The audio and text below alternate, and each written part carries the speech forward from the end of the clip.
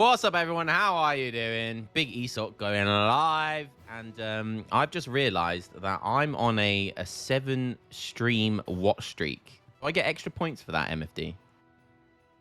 Absolutely, at least skill points for the least here. I mean, this is a sensational streak, and this is hopefully going to be a sensational Age of Empires 3 evening, right? Oh yeah, 450. Oh, what a rip! I wanted more than that. I thought it was gonna be like 10k points. Almost worth it. Almost worth it. Yeah. First game, first series is gonna be Ezad versus Hawk. I mean, I think it's fair to say that Ezad is somewhat going to be the favorite on the. Somewhat, yeah. Well, we've seen bigger upsets. We have seen bigger upsets, and Hawk is, Ezad's a fantastic player. You know, he's in the top 10. Hawk's a decent player as well. You know, Hawk is a decent player. I've played him plenty of times, and he's got some strong build orders. I'm veering on calling them lame build orders, but lame is the game. It's a tournament, so you got to lame. True. Yeah, I mean, in the end, it's only the win that counts, right? So the point is what we want, and we want to see some actions here as the audience and as the casters, and hopefully we're gonna get it from the first map and the first matchup as well. Exactly. How's everyone doing? We got Big Fitz, bro. Look at that. Fitz, bro, coming in the chat. Sweet. Beautiful, verified, big pink tick. How's everyone else doing? We got Big Momo. We got Big Hobbit. We got Nero. Wonderful. Man like drowning. Killer. Yeah, my boy's also there. Momo is there. Killer Cuts are there. Wonderful to see you guys up here, and hopefully you're here to stay and enjoy the show.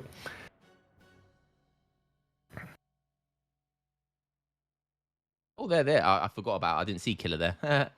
Sorry, Killer. Yeah. Killer being always there kind of makes him, part of this background white noise there. Just all the time he's there, almost as omnipresent as Moonshine probably in those chats, isn't he? There we go. Killer is the G, man. Killer is the G. And Dennis is there also. Guy that we're going to see later performing against Grogu in live matches. So hold your breath and hold your attention on this channel for that one as well. Big Dennis.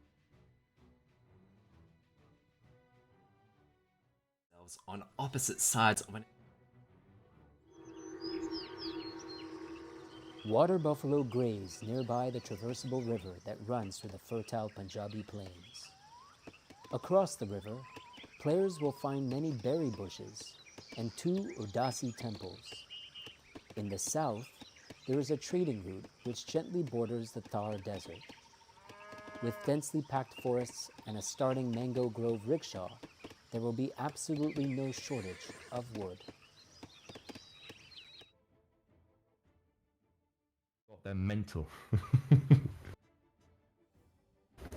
So we're going to see some of that tonight, I hope. I could do some more of it if you like, MFD. Probably not.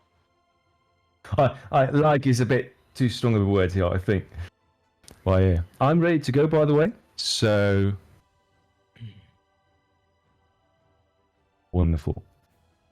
Here we go. Game number 1. Ezad versus Big Hawk.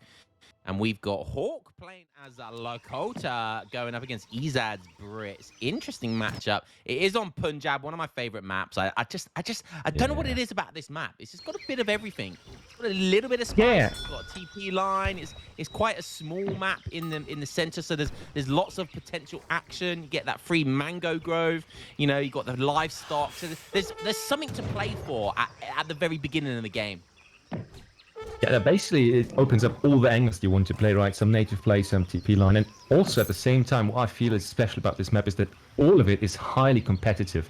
I mean, the TP line is easy to take, but you often can't take all 3 of those. And you have to be quick to deny your enemy one of the TPs if you want to. Also, the buffaloes, is that? Yeah, water buffaloes in the north are easily taken, especially with that extra exploring help of the growth rickshaw. So all of those things, if you're not fast about it, you're going to lose out. You're going to miss out. You call them water buffalo, I call them Harrison's mum. But I'm playing under ESOC, so I have to be professional.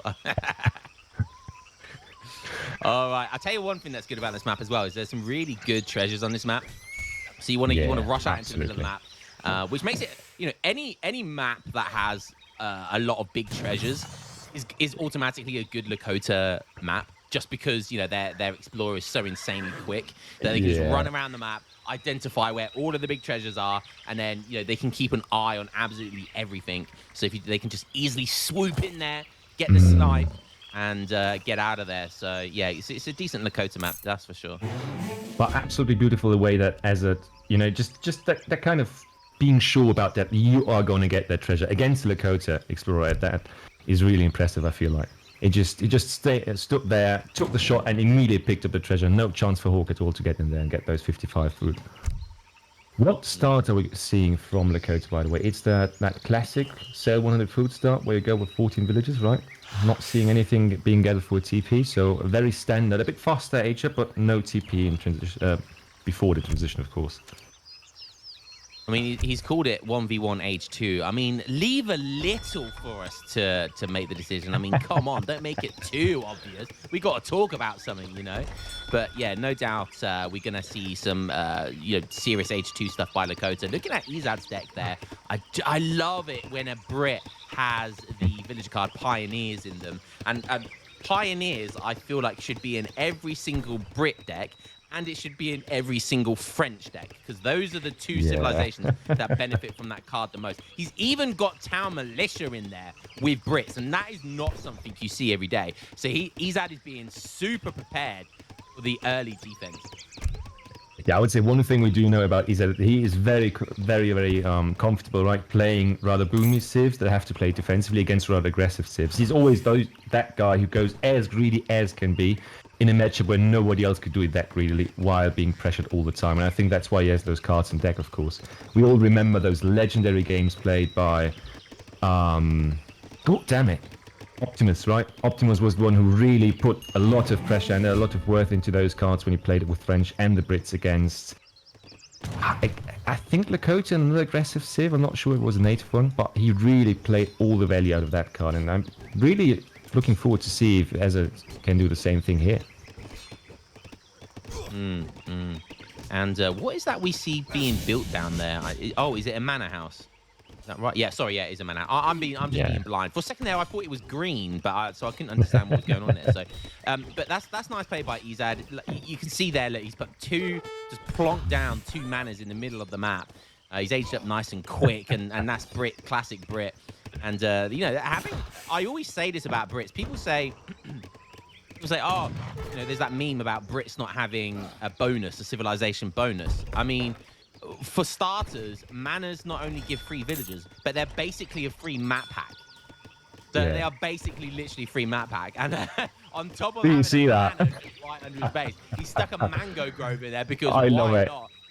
Yeah, he has a slide.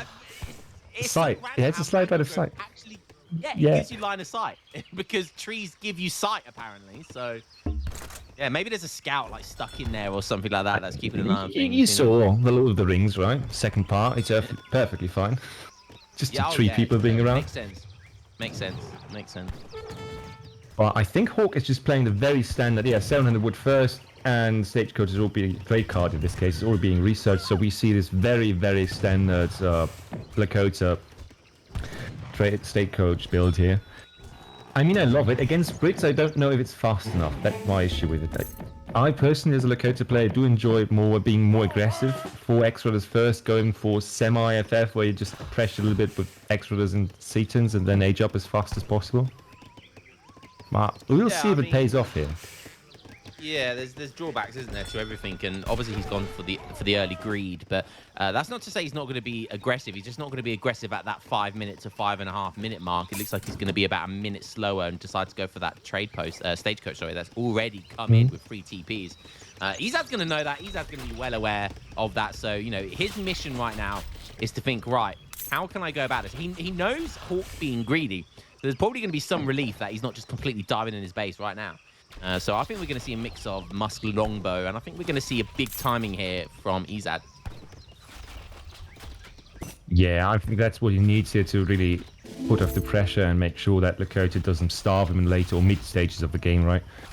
And at the same time, I mean, look at the first 2 shipments. As it started with 700 wood, 600 wood, and if he's going to go for the greediest greed he can afford, then he might still go for 4 settlers next, I reckon. But no, 7 on coin next. Yeah, stable there, so it's going to be a Haas-Must time there. Really potent if he catches Lakota in the right spot. And Lakota is not building any anti-cav. A few pikes being built there, but just 5 at the moment.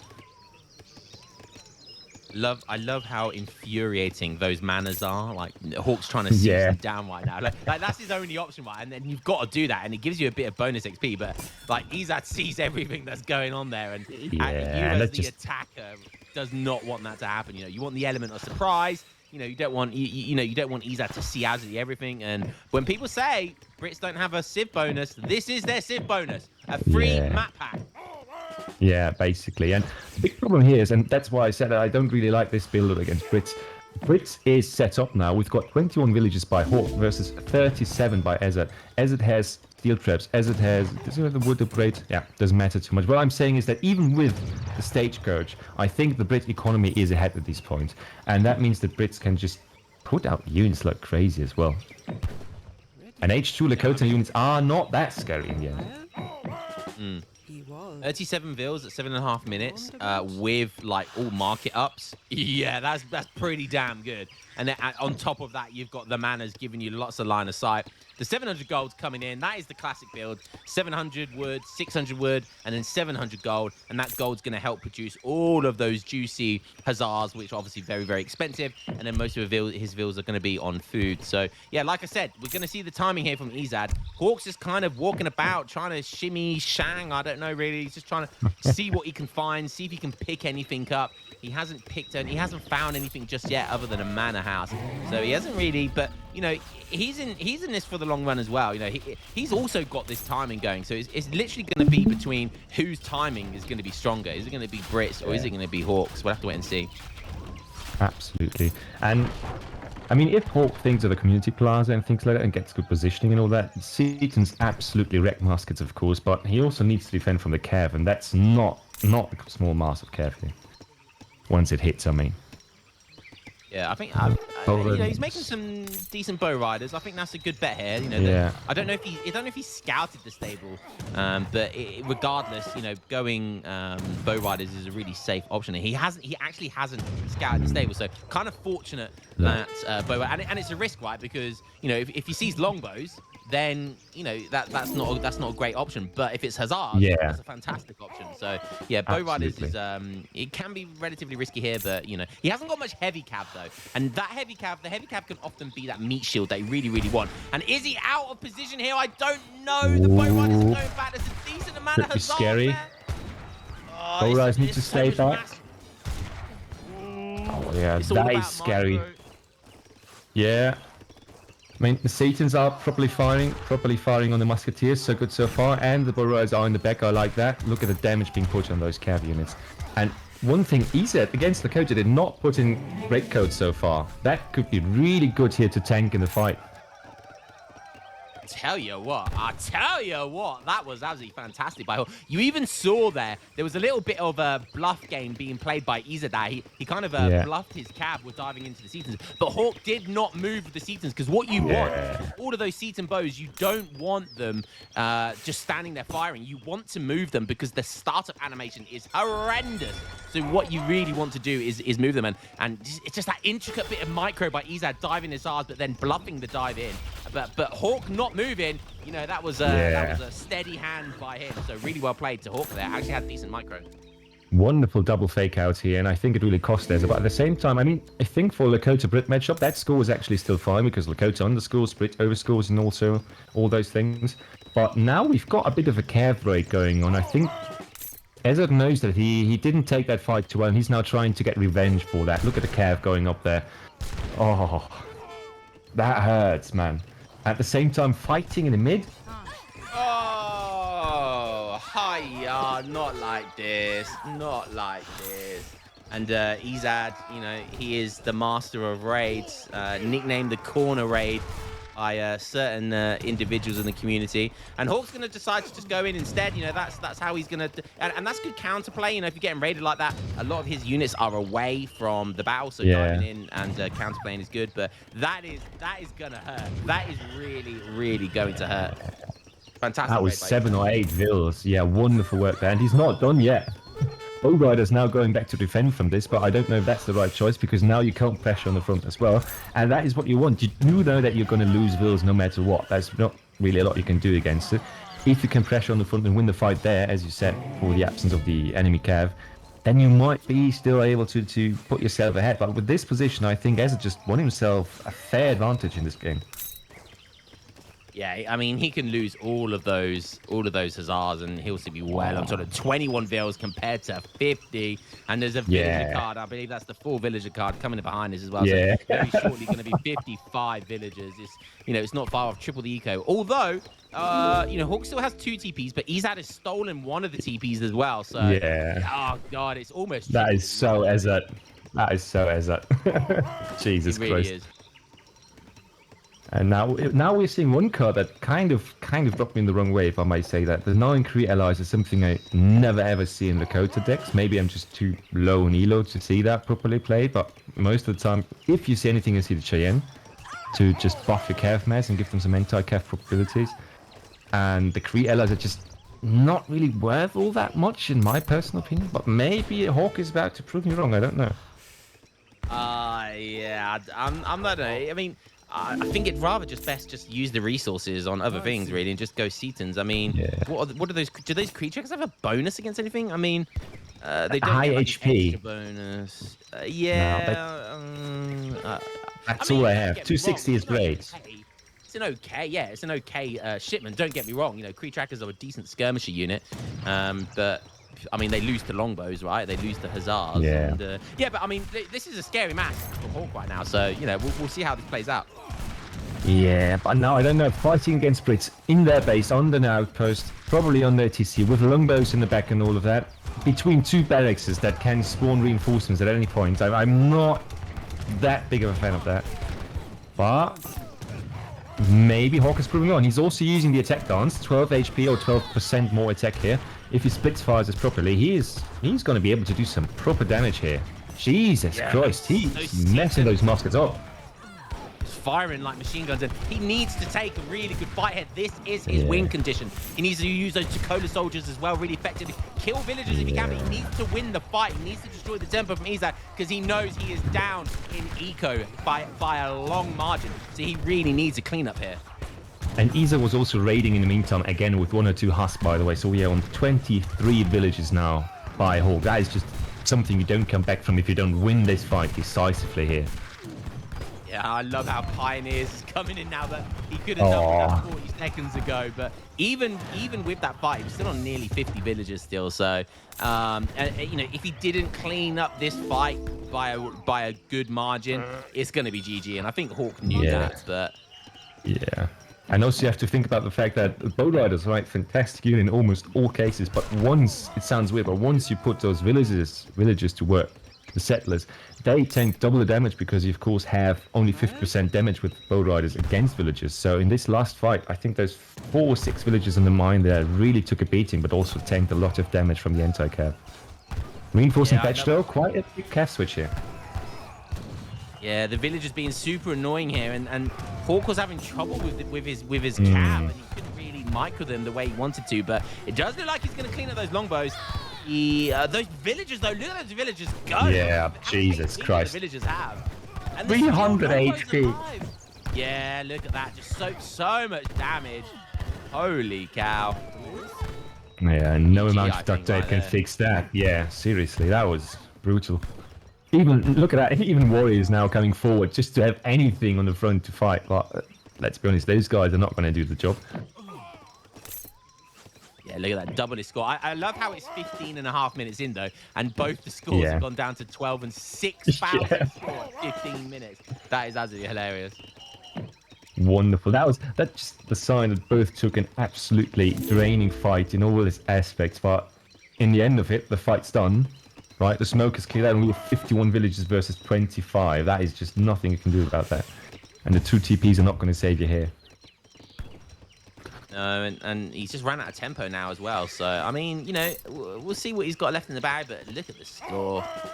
It's going to be uphill battle. He needs to find those villagers up in the north. He needs to start scouting, do some raiding, but he's lost all his heavy cav, so the potential for the raiding on 300 HP villagers, it's going to be rough. And if we can take a short look at the northern mine, it looks like Ezad is just cosplaying in Sweden there from the house placement, it seems. We need Shay to confirm that one. Well, yeah, now look, another raid seems to be incoming though, in the western or northwestern side. If he's able to find those villages, of course. But they're just fighting back there. Yeah, I do like, but just perfect play here by Ezad. You know, just instantly goes for the counterplay. Just Ezad just really controlled this game really well. You know, it's been close though. You know, there's been a couple of times where it's looked really good for Hawk, but I think that huge raid, that one big raid, just really just was the GG moment of this game. Yeah, I just wanted to point out, I thought that the tempo was also an issue, because if Hawk had pressured earlier, then Ezad would not have been able to get up to 37 villages while also setting up military production and all of those things, right? I think it just wasn't touched for too long, if that makes any sense.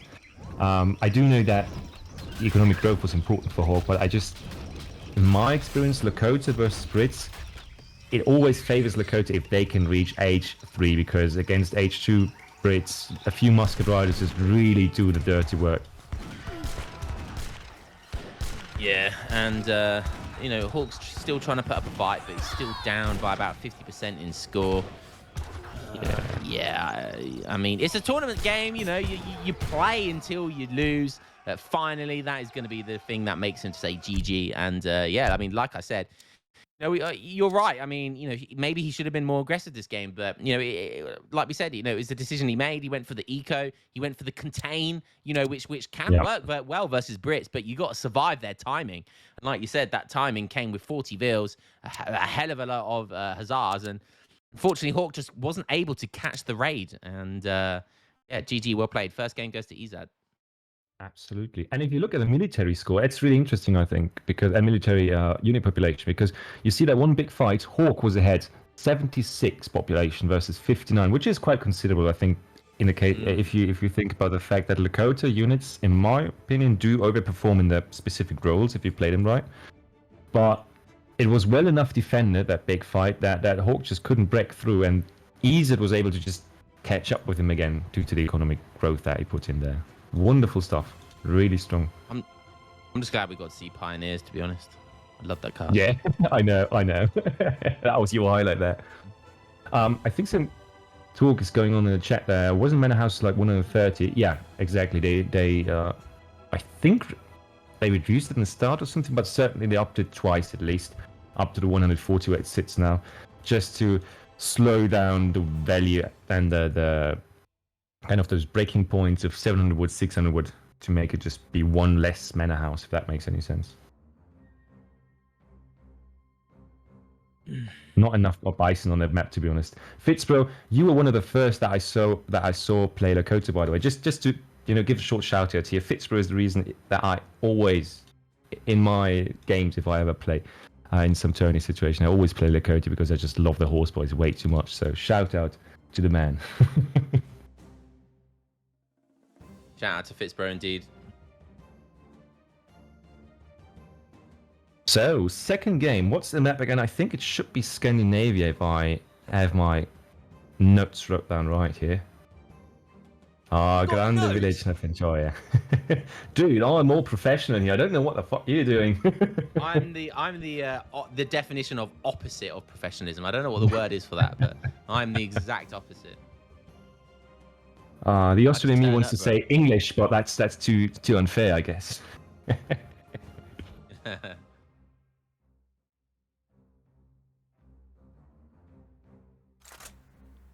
The cold winters of Scandinavia do not prevent it from being a resource-rich area, and bountiful seas on each side of the peninsula contribute much to the stunning abundance of resources here.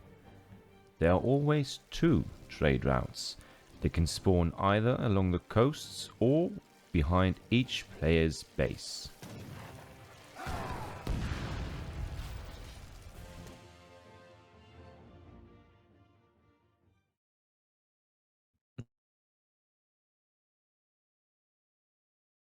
Wonderful. I love that. I love that cutscene. How the villagers just absolutely leg it. Oh, that's my favorite part of that. Game number 2. And please go ahead. Sorry. No, I did the last one, so I'll let you do the honors. All right, next one is Scandinavia. Ezad playing Portuguese and Hawk playing Italians, and both players are well known for playing each civ individually. I think Ezad also known for his incredible Italy most of the time, so I do think he knows what to expect here. And the map Scandinavia, again, a map with a lot of potential if you think about it. We've got a TP line on the water this time, can also spawn behind the bases. We've got a lot of water economy and potentially some really decent native posts here as well, depending on the spawn. So a lot of different strategies available to the players, and let's see what they do with it, right? I'm calling it right now. We're gonna see lame Argentina from Hawk. Called it. I will put money on it. I will put money on anyone in chat that disagrees. Guarantee you, we're gonna see Argentina from Hawk now. Going against Ezad though, so I am somewhat of a lamer, some may say. Okay, I am somewhat. I admit it. I am somewhat of a lamer. I understand how OP Argentina is because I am an Argentina enjoyer myself. But one of the things I found, one of the units. There's 2 units that can compete against the Grenadieros from Argentina. Do you want to hazard a guess what they are, MFD? I'm just presuming 16 ranged dragoons with a F-ton of cards above them. Congratulations. 18 to be specific range. Oh, Jesus Christ. The Order of the Aviz card, if you get that along with ranged Caracol, the Portuguese goons become absolute beasts. They have 18 range, so they can basically just kite the Grenadieros. So they are, if there's a civilization that can deal with the Argentina revolt, it's definitely Ports. The second unit is being the Drabants, which is the upgrade. Oh, look at that deck from Ezad. Oh no, that's Hawk. Sorry, that's Hawk. Oh my goodness me, look at that. That is absolutely filthy. Doesn't have a free military unit until age 4. I mean, if you count, unless you count 2 Falconets, I guess. But holy cow, that is an absolutely filthy deck, and that's exactly what I came here for. Absolutely insane. Yeah, we are certainly not going to see an H2 play, I reckon. By the way, something seems to be up with the audio. If the production can do something about that, great. If not, then we're just stuck here with it. But I'm pretty sure that deck alone will provide us with a lot of stuff to talk about here, so we're not going to be bored. Jesus Christ. What does Ezad have on the other side, though? That is a good sound. Let's see how well he's come prepared. And, it's called APC. It's nice, Harry Potter chill. I like that reference. Not a single unit in H2 as well. So I think they share, more or less share vision. I think the ending spot might be a different one, but yeah. I mean, it's possible with Ports because obviously they get double TCs, which obviously means double Minutemen, etc. But yeah, I mean that's more of a normal deck. So we got what's up, Big Robot? How you doing? Apparently the audio is laggy. Something's going wrong with the audio. Josh is behind the scenes. Okay, give us 2 seconds, guys.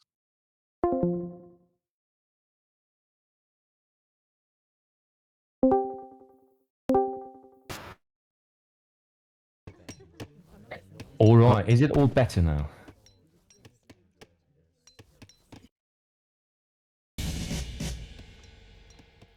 And nice. Dun, dun, dun, dun, dun. Oh, we got one. Oh, yes, we're saying yes. Good. What we like to see. That's good to hear. All right, back to the game then. Wonderful. Thanks for the production for keeping up with the whole thing. Yeah, Big Josh in the background doing all the hard work whilst me and MFD just chill out and talk a load shit. of... Yeah, that's what we do. Yeah, that's what we're not getting paid for here, so obviously. I'm just reading chat, and we've got Snoop Dad Gaming saying, would an Indonesian revolt work here against Argentina? Let me tell you something, Snoop Dad. Let me tell you, Snoop Doggy Dog. Nothing works versus Argentina. Absolutely nothing works versus Argentina. Yeah. Other than what I just said about the 18 range goons. So, yeah. there isn't a single revolt really that can do well versus it. So It is just and I've seen Hawk. absolutely disgusting. You know what I was saying earlier about MFD, right? I was saying earlier about Hawk and some of his build orders. Was I not? Was I not saying this? And this is going to be one of them. So I tell you what, if Ezad defends this though, if Ezad defends this well, then you know I will be pleasantly surprised. Looking at the build order going on here, basically everyone on food. He's not aging up yet by the looks of it. Oh, he's got his marker down and he just sold a load of food. Interesting, very interesting way of doing the fast fortress here. This is somewhat of the new kind of innovation of Italy. You know, there's a few build orders that have gone around the block with Italy, and no one could kind of seem to come to a strict conclusion on which was best. And this seems to be the latest iteration, which essentially you're going into Fortress Age without shipping 700 gold. And you look right here, instead of the 700 gold, he's got that is the Basilica card, which gives XP in Lombards for every time Lombards they've got resources inside of them. So his next card, when that Basilica goes up, his next card will be the fast age up card, I believe. I think he's already used it actually, so he's already used it. So yeah, look at the age up time. Exactly. So essentially, you get an extra eco card instead of having to ship 700 gold. So it's a really good way, eco way of aging up. And you see here, look at the time. You know, he's gonna be up at like just after 6.5 minutes, and he's got that Basilica up, which is absolutely huge. So yeah, this is the current Italy meta right now, and Hawk is following it down to a T. Yeah, that is absolutely disgusting, man. That is basically an age up time that you usually just get from a Swisher Guts FF with ports, or from I'd say USA age ups if you really push the FF. Yeah. Oh yeah. Time. And I do like it, and I think that's also one of those great things. I know that the community about Age of Empires is a bit smaller than most other Age of Empires, but I think that makes it interesting because build orders like that slowly emerge instead of just snowballing through the ladder from one day to another. You know what I mean? So it really took off with, I think, French build orders with those advanced markets on, with Lakota as well. Those videos you made, of course, and seeing this with Italy now. I don't like Italy, but I do like this build order, I have to say. Yeah. Who doesn't like a cheeky Argentina? And he's going to get lots of XP because this is when he starts to just pump out those Lombard XP cards. In H3, they give 1,000 resources, I believe. No, it's more. Is it more? No, it's more than that. It's 1,200 resources. Yeah, and it's even more. Yeah, it's even more than that because it translates better. I think it was nerfed. It was 1,500 before. Now it's 1,200 or something like that. But yeah, 1,200. It converts more into, if it's wood, then it converts. It has a better conversion rate, so it's not 1-to-1, but 1-to-1.2, something like that. So yeah, definitely. And on top of that, now that I think it's called a Fuzi, the H2 a Fuzi Basilica card. Now that's been shipped. This is why this build order is so dangerous because. Not only is it 1,200 resources that is being shipped, like someone I'm sure could calculate it, but you have to calculate how much XP it gives as well. So it is more like 1,500 resource once you take it in, maybe even more than that. Once you take into consideration how much XP it gives, and don't forget, XP gives shipments. Age-free shipments are worth 1,000 resources. You can put a price on that XP, and it is a disgusting amount. So yeah, this is one of the reasons why this build order is so good, because you get so many shipments, just shipment after shipment after shipment. But we do see Ezad playing, more standard. He's playing quite cagey with his TCs, but he has gone for the greed here. He has gone for that greed. He went for the natives, and he did get those torps. So that's going to be absolutely fantastic. And looking like we're going to see a fast industrial versus a fast industrial. My kind of game. Yeah, I absolutely love it. And he knows it's up because he also knows that not just his H1 card, the Vittorias are going to scale better with 4 TCs instead of 3, of course, but his economy is going to scale better. He's going to be able to really pump out the numbers he needs to fight the ongoing, whatever the hell a Grandaria unit is, onslaught, right? But I just love it, and especially this slight deviation from his plan due to the map choice, going for those 4 torps as well to just get some extra eco and also get more or less the additional pop space that it needs as well. Love that combination. I do think that Ezad knows very well how to play against this. Yeah, and I think he's just, like I said, the one unit that does well is the Dragoons, and I think they're called Legion Dragoons or something like that. And with that order of Viz card, and I think Ezad's probably aware of that. So yeah, we'll have to wait and see. But I'm gonna say he's somewhat of a Lionheart Twitch enjoyer because I only recently discovered this that those Dragoons do definitely beat quite comfortably as well. I actually got obliterated by a strong. I think it might have been Hawk. Might actually have been Hawk. I can't remember now, but. Yeah, those Dragoons absolutely battered my Grenadiero. So, but anyways, we'll have to wait and see because, no doubt that a fully upgraded Grenadiero. So, for anyone who doesn't know, you really want to get the ranged cavalry Caracal. You want the heavy infantry HP card from the artillery foundry. Sorry, not from the artillery, from the arsenal. And you want the grenade card, the grenade tech, which gives an extra area of effect. So there's 3 very expensive techs from the arsenal that you really do preferably want, along with the outlaw upgrade as well. So there's a lot of kind of techs which are quite expensive, which if you want to do the most powerful version of Argentina, they have to be gotten before you or during the age of. But again, that's kind of the reason why Argentina is so effective with Italy, because of the Lombard trickles. They can just get those upgrades as the Lombards trickle them out, so you can revolt and then eventually get those techs anyway. So yeah, it just works. It just all works so really well. Just for a second, look at what we're seeing here. I mean, Ezad aged up faster than Hawk, right?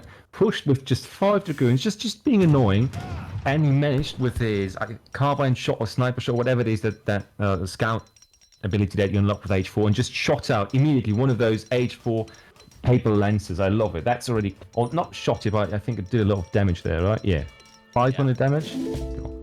He's more Still than that. Something. Yeah. But. Those yeah, it's good, and this is all Ezad needs to do, and applying pressure here is really good because it just kind of disrupts the revolt, and it keeps the villagers inside TC. That's not what Argentina wants to do. They want to get up there as quickly as possible and get those resources out because he knows he's on a timer. That's the thing with any revolt. With any revolt, you are on a timer. And Ezad knows this, so he's just gonna continue to apply pressure if he plays this right. He's already shipping in the Order of Viz. I told you that's coming in, and he has come prepared for this Italy revolt. Wonderful. I mean, what we're seeing here is basically just he's knowing what to do and just setting it all up. He knows the cards he needs. He knows the setup he needs. He knows that the economy is just going to be better for him. He's playing forwards. I mean, no question, whatever. And once those units are at their full potential, I don't know how Hawk can combat this. I mean, honestly. Look, just look at those 5 or 6 villages almost in the base of Hawk gathering fruit there as it's nothing. That's being cheeky at another level.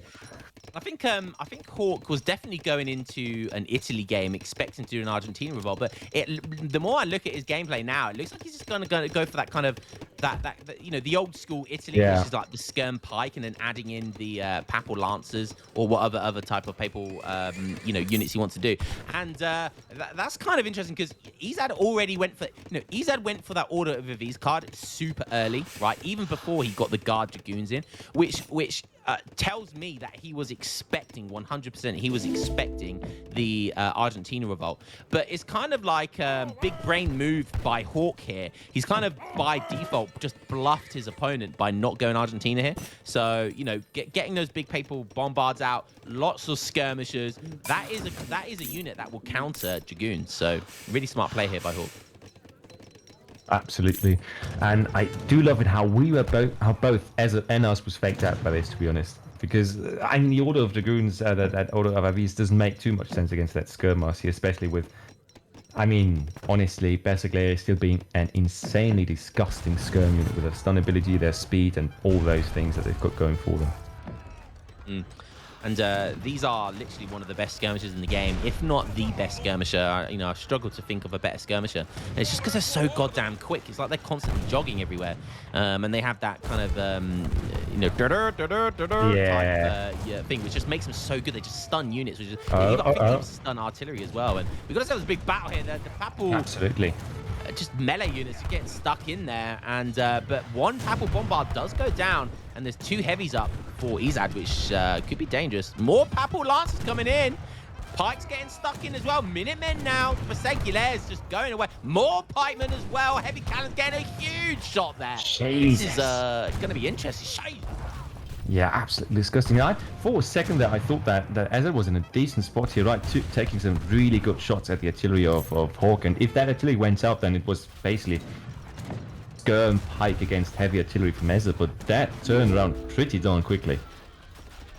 Did, and like I said, those skirmishes, they are something else. And how many vills is he on? He's on 56 villagers, which is nice. It looks like he's on 3 TCs as well. So, you know, in the next sort of 10 minutes, he'll be looking at kind of 99 vills, even less than that. And this skirm pike comp, because Ezad's invested so heavily, look, being forced to ship an age-free card here, 3 organ guns, but my God, do they get one hell of a volley. Legion Dragoons are in now as well. So, oh no, it's an age 4 card. Interesting. Ezad has infinite 3 organ guns. That is so weird, man. Yeah, kind of bad, but looks like it's worked out here. So interesting. And the chat is just, rope broke and all those guys. Not really appreciating it, but being a bit weirded out by. Honestly, against that skirmish, that was a perfect call here. And dragoons and the organ guns might really be fun in this scenario. Let's see what he does with it. Yeah, did go for the Rebolds, a tech up for the organs as well. So can we have a look at Ezad's deck again? Does he have, I'm just curious if he has a certain card in his deck. Oh, the fast unpacking cannons. Yeah, but no, he doesn't have that. Interesting. So, yeah, I mean, I would understand the pre-infinite organ guns if he had that card, the grape shot. But because he doesn't, yeah, it's kind of a bad card. I mean, it worked out for him there, but yeah, kind of bad, but I don't know. I mean, he's able to apply pressure now because of it. A few Culverins out though for Hawk, which is really, really nice to add to his composition here. And so I think he's going to be pushing out, but scores are still pretty close. Scores are still. Hawk is keeping his. And look at this, 68 villagers already. So yeah, he's. How many does Port have though? That's interesting to me because we do need to see what we're up against basically. And Italy also, I think, stop at what, 75 or 80 villages? Or do they go up all the way to 99? No, I think they go up to 99. Damn, Jesus! I mislearned some things it seems since I tested those guys. They only get one factory though. They only get one. Yeah, right. Just like Malta does. Yeah. But yeah, I mean, Ezad is definitely on about 10, 15 more villagers. But that's okay because Hawk's going to get there. You know, Hawk's going to get to that 99, no problem. And he has the better units. Yes, you know, Ezad has the best Dragoon in the game, but you know, it's pointless having the best Dragoon in the game if they're still going to get countered by the best Skirmisher in the game. And he's upping the Skirmisher's card now. So yeah, this is a. Can we have a quick? Oh, nice raid there, and the Beseguilers are diving in. But that is a lot of Dragoons though, and this is the thing, right? Yes, Beseguilers are pretty quick for a skirmisher unit, but Dragoons are even quicker. So when you have cavalry in the late game, cavalry is such an effective unit in the late game because look, they can just do this, and he can just run around the base for as long as he needs, and he's just gonna absolutely melt everything. Cause villagers to go inside the TC, which is really nice. But on the other side, on the flip side, Hawk's going to go, do you know what? That's absolutely fine. I'm going to go for the counterplay and just dive in your base instead. And it's forcing those Dragoons to come running back home.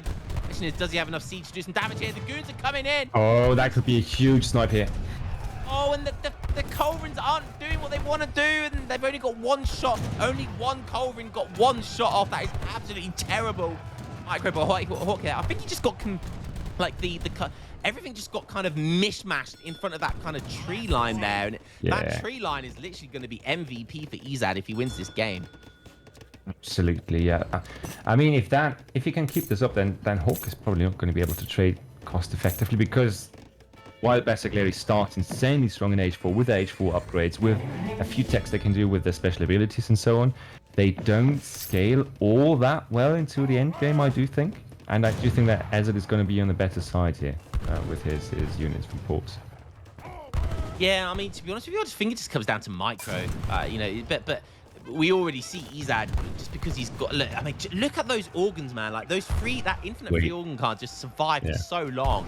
Yeah. And like I said, it's just going to come down to micro and whether Hawk can kind of find that sweet spot fight that he just desperately needs right now. That's so many pikes going down there to the goon fight, just to the kiting. I love it. And it looks like Ezad actually feels comfortable now fighting this head on. Look how good those goons are. Oh. Beating Perseguilers. Holy cow. Now we've got ourselves an 8k score lead. This is going to be difficult for Hawk to get back. 92 villagers. And Ezad using that free infinite organ card again. Very interesting. And 83 vills here for Italy. Most of them are on wood. Don't forget, he can continually just, shove a load of resources into his Lombards, and I'm sure that is what he's been doing, and he's just shoving loads of wood because he's got a lot of spare wood. And don't forget, that's still giving so much XP even during the late game, so he's still going to be getting lots of juicy cards. We see now refrigeration coming in. That's going to definitely help, but he needs to do something against these goons because they're coming in again. Another dive, and he's going to take other pikes as efficiently as he can, I think. And Fitzbro in chat just asking what those spring guards are, by the way. Those are just cools on steroids, I reckon. Just better cools, royal cools, I think. And better calves, because why not? Yeah. Makes it all the more balanced. The Civ that already has insanely good skirms, you also give them good cools, and don't even start about the heavy artillery. But yeah, I love how Ezad is just taking down those skirm numbers, because the only thing defeating on the field right now is those skirms, and the numbers are just dwindling down so quickly in those small fights here. Yeah, wall going down for Ezad now, which is this is the start stage of the game where it's gonna get into the late game. Raiding's gonna be happening, and yeah, you're gonna want to get those walls down, towers down. Start getting some water monitors, all that sort of stuff. And yes, that's nice play by Ezad. We see, again, Hawk, so much XP just being generated here, not only just from the fighting but from the Lombards, just constantly keeping resources in there. Ecos are very close now. Don't forget though, Ezad does have 2 factories, whilst Italy only have 1. But I don't know what's going on. These goons are just so goddamn good. They don't care about shit. They're just doing their job. Jesus. And my God, are they doing it well? Look at that 18 range with 41 attack. 41 attack. Holy It's insane. Can we have a look at the skirms? See how much the skirms actually do damage? Because they're going to have a multiplier, so it's 28 versus it's 2.5, so they do more damage. But don't forget as well, goons are a 2-pop unit, whilst Perseguilers are a 1-pop unit. But yeah, I like this by Ezad. Hawk has to continually make pikes just in case of the cav switch, because you never know when a cav switch is coming.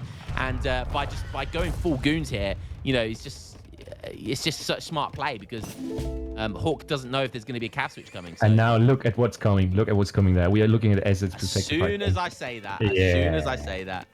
5 of those guys, and that's going to be it probably, because that's 5 H. I mean, it's Ezad, so probably already upgraded to H4. 5 H4. Winged hussars, right? Yeah, guard, there they are, and they're even getting the cavalry cuirass here. Once those guys hit the scene, that's just going to be it, I think. Even with the pikes in there, just throw them out to the left, let the legionnaires do the rest, and then it's probably over here at this point. Yeah, someone needs to tell Hawk how to pull trick micro, because that could have gone smoother, but yeah, I mean, those winged hussars just going to do absolute work here. Not many papal. And the culverins as well. That's another thing. And there's the GG, like forcing the culverins because of the artillery from Ezad. And Ezad just went full goon there, and it turned out to be the right option. So really, really nice play there. But just showing the power of Order of a Viz Dragoons. Like, my God, that unit is dumb.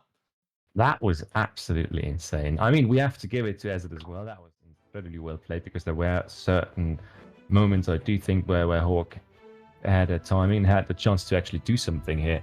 But man, that looks so clean and so smooth. And it fully cemented your claim that Portuguese is the best civ to counter Italy, I guess, right?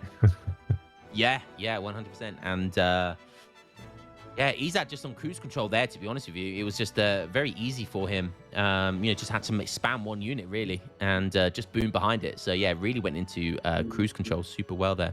What's up? Big Fitzbro saying, check Discord. I'm checking Discord. Oh, yo! Oh, that is beautiful. That is beautiful. What they would just see. He's got his baby next to him, and he's got Age of Empires on a huge screen in the background. Fitzbro, you need to get them going early. Yeah, I just realised it's Twitch that he's got up in the background. He's watching ESOC on a huge television screen. Oh, you got to send that to ESOC. Let's send it to Joshua. See if he can show the screen that. If that's cool with Fitzpro, yeah, right. If that's cool with you, of course. Right, that is. I just told him to never play ports. Yes, Lakota only. Horse boys or nothing. Yeah. That's the only education we need. Oh, wonderful. Talking about wonderful stuff, right? Next match should be, if my notes again serve me right, and well, Joshua's comment in the background, should be Bengal on the next one. Russia mirror, wonderful. We have seen.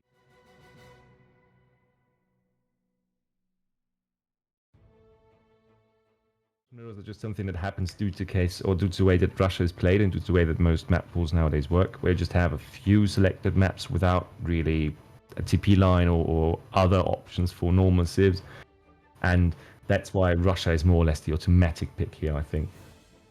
Oh, that's sweet, man. That's so sweet, dude. Look at that. That is the cutest picture you will see all day. I fully agree. We should put that as the back screen. Yeah. Yeah, the ESOC screen. Yeah, sick. Well, guys, let's get ready for the next one. 2-0 so far for Ezad, showing why he has been seen as a kind of the favorite spot or favorite player here in this matchup. Really strong performance though by both players, but Ezad just always coming out on top by a bit of a smoother play, a bit of I'd say safer micro, safer positioning, and also safer gameplay overall. Yeah, interesting for the Russia mirror, and yeah, I mean I like how ESOC put this map. They do it with a couple of non-TP maps. I like how they slide those non-TP maps in, because I'm a TP enjoyer, but I do like, and I feel like you should only ever kind of add 1 or 2 non-TP maps, because they do get, in my opinion, they get a bit boring after a while, but adding like 1 in there adds a really cool, unique dynamic to the tournament setting. In every series, you know, you add 1 non-TP map, because it kind of, it forces everyone to have at least a 1 non-TP civilization that they play. Otherwise, they're at a huge disadvantage. And it kind of makes for some cool gameplay, because, again, you get 2 non-TP maps, civilizations playing against each other, and it just happens to be a Russian mirror. And I have to admit, of all the mirrors that you can possibly play, Russian mirrors are probably one of the most fun, if not the most fun, because they tend to be slobber knockers.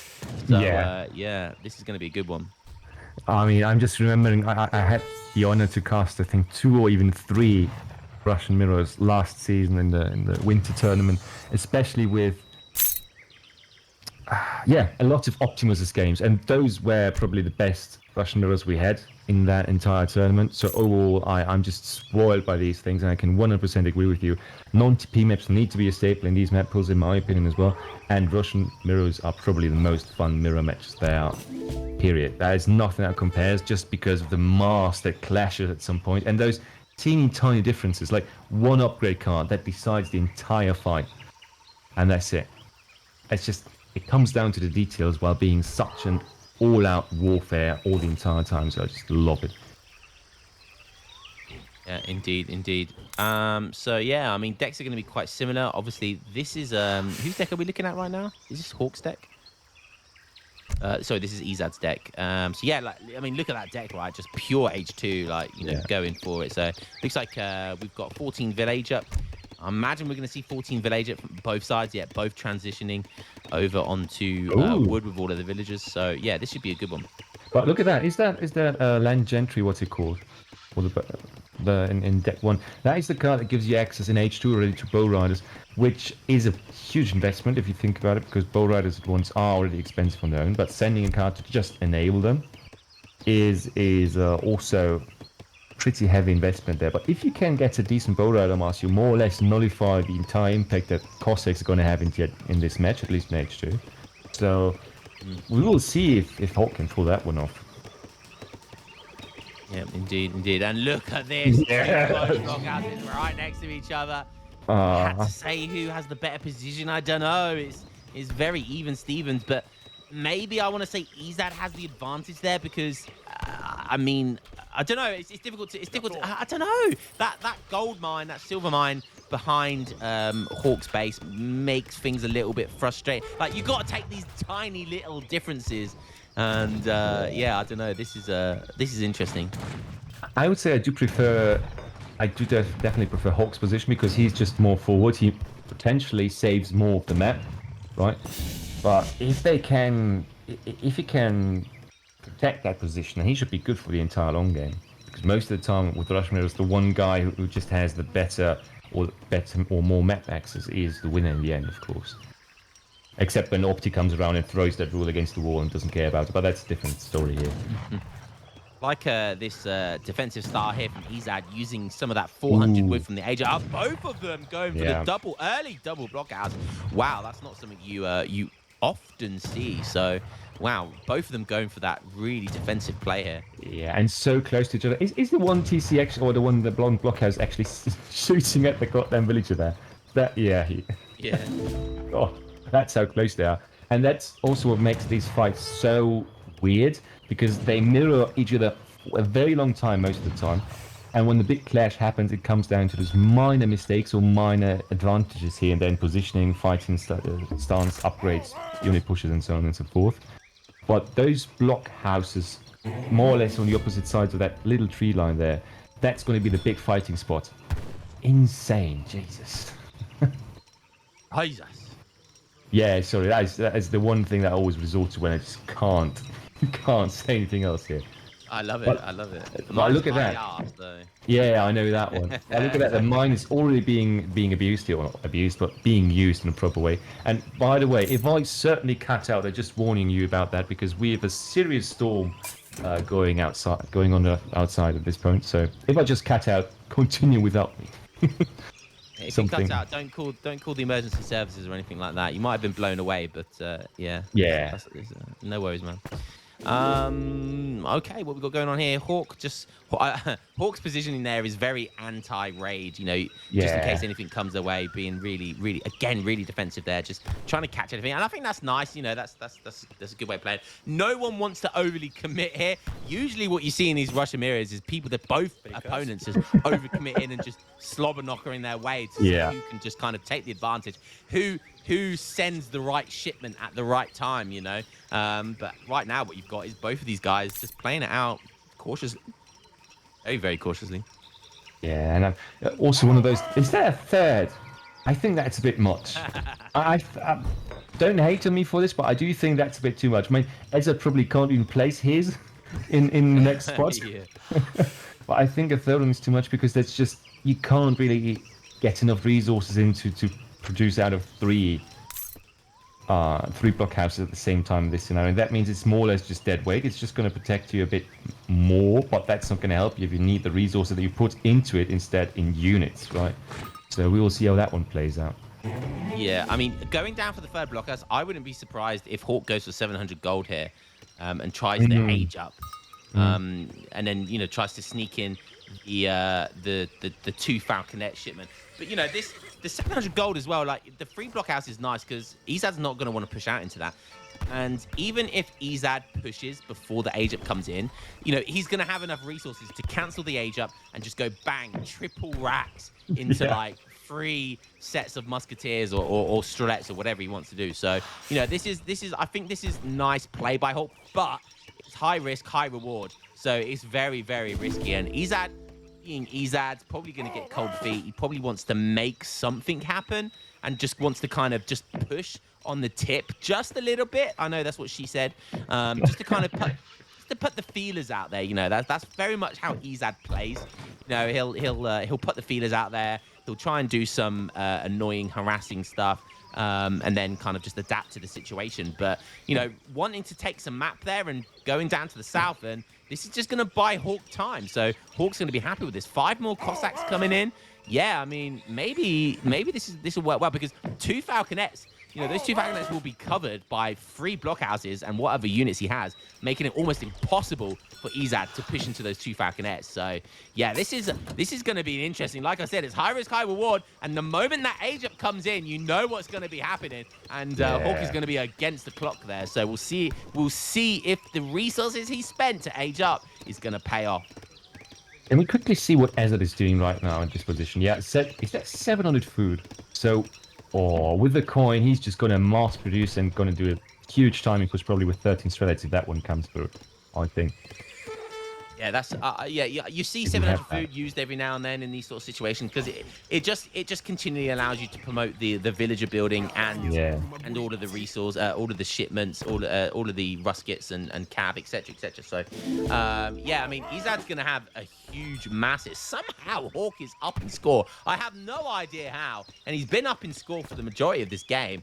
Really not sure how, considering all of those resources he used has been spent into aging up. He's still up in score, but I mean, just about changed now. But yeah, this is going to be a struggle for him to hold on to this, and he's going to have a shipment the moment the agent comes in, which is really, really fortunate. Oh, sorry, is this Hawk? I keep getting confused on who it's on. So yeah, it looks like he's going to have that shipment just as the agent comes. Oh no, sorry, he has already got it. But wonderful for him, for sure. Huge benefit. Yeah. Yeah, because if you think about that, that's going to mean he can immediately take advantage of that timing, more or less. Well, I got 40. as it is right about that. I mean, it is a bit slower than you'd usually see it, I think, because we do often see a back and forth that happens a lot earlier than this one. But nevertheless, it's all up to Ezad now, because Ezad is behind it. If he cannot age here and can't pull at the same level, and it's going to be a difficult fight for him. Wow, aged up with strelets as well, and I can see the green dots all converging into the center. In they come, it's go time. The veteran Ruskits is coming in, but there's up cards coming in for Ezad as well. He now sees the 3 blockhouses, the cav, everything converges onto that single blockhouse.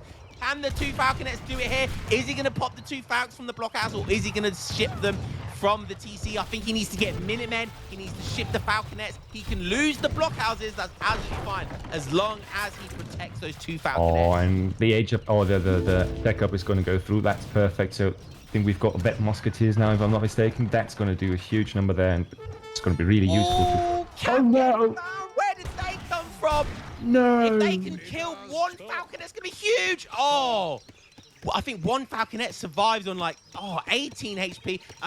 Ezad will take that. You know, they can that falconet can get very easily sniped by you. You can just focus fire that, yeah. Exactly, he'll take that all day. Maybe a bit of a mistake there by Ezad though, diving in that cab. But maybe Ezad's gonna back up now. Maybe try and age himself. Interesting. Or Opronix getting produced here. That is an interesting unit to be made. And Ezad. I kind of like it, though. You know why? Because I think that's on this map now. He knows that Ezad had those bit more defensive outposts so far, a bit more defensive blockhouses, I think. So he might be producing 5 or even 10 of the Opronix to siege those down and take care of the villages that hide inside it. To just deny Ezad that easy spread out on the map that he's basically capable of doing now.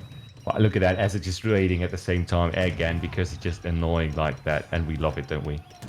Yeah, and this is the price Hawk pays. You know, this is the price he pays for doing that age up. And it's okay as long as he can make those 2 falconets. You know, as long as he gets something out of those 2 falconets. Because look, Ezad is now. This is exactly this. He's playing it exactly how it's supposed to be played. This is the playbook of Ezad right here. He's delaying. He's raiding. He's buying himself time. He's being a nuisance. He has more units out on the field. And it's all about buying time. And look how much time he's already bought for himself. Yeah. He's going to be halfway aged up before his blockhouse gets taken down. And Hawk is playing. I understand, but he's making a mistake here. He needs to dive in to the base of Ezad, force a really early fight. And the Opronix. Sweet. They are going to lose that fight. And again, I like the Opronix, but again, he's paying the price here. He's not diving in. Needs to be diving in here, and I don't know. I mean, Ezad's going to be able to deny enough time until he gets his 2 falconet shipments. And I think once those 2 falconet shipments coming for Ezad, it's going to be a huge advantage for him. Yeah. If you trade exactly even, right? Then Ezad is going to need one less shot to take care of that one falconet. That's going to be so easy to do. Or he could even just kill the other one with his artillery and kill the low HP one with his infantry, and then he's got at least one full falconet left. So the next fight is probably not going to go too well for Hawk here. Also, those Oprichniks are insanely expensive, I think. So that value that he just got just from having the Cossacks there, and they're going up now as we speak as well. They're just up, going up there to the northern corner, I think. Being repelled there, great for Hawk. Otherwise, it might have been GG right there, I think. Yeah, definitely. And Yeah, two falconets, that's pay really- attention, Hawk. Ezad searching for them. Even just look at this. One operating raid is going to be so much of a nuisance here because those things have insane multis versus villagers. So Look at that one Cossack still bugging there. If he gets a fault, I'm going to cry. And Hawk probably... please. Oh. That was close. That could We have. all saw it. That could have happened. That could have Yeah. happened. Jesus, he has to watch that. All he has just to, build a church and heal it up again, so we don't have to be scared every single time we see some Cossack running around the map. Holy. But yeah, he's just doing his scaling thing, and that's, as you said, that's what he does best here, right? Yeah, indeed. And I feel like those Opriniks could have been, they could have been cavalry archers or other resource spare, or even just cavalry, Cossacks. And I really feel like Hawk has missed his moment here to push in and do the damage that he wants. Now Ezad just played it perfectly and just kind of scared Hawk into pushing forward. And as a result, yeah, this is just looking good. I mean, you can keep your villagers inside your TC, you can keep them on berries if you're worried about the raids. That is a price you have to pay for the age up. But as long as you're doing as much damage as him, forcing those falconets, then I think you're fine in the trade. But Hawk decided to back up because that's going to be his trump card. Oh, Jesus Christ. No, 6 falconets. Oh, my goodness me. God. And those volleys falcon on boys that. firing. Well, we need another volley for this to pay off, and I mean the artillery fight should not even be close at any point here, but come on, get the shot off, Hawk. Don't disappoint us here. And Hawk, again, Ezad's going to just delay. He sees the falconets. He's going to want to try and counter that and, get the countermeasures out. It's going to take some time. So Hawk needs to dive in. If he didn't dive in before, now he needs to dive in. Get stuck in there, boy. He used those falconet siege ability. He can't base trade. Ezad at this point cannot base trade with him because the siege is so superior for Hawk. So the question is, are the Culverins going to come out in time? We'll have to wait and see. It's going to be a close one, I think.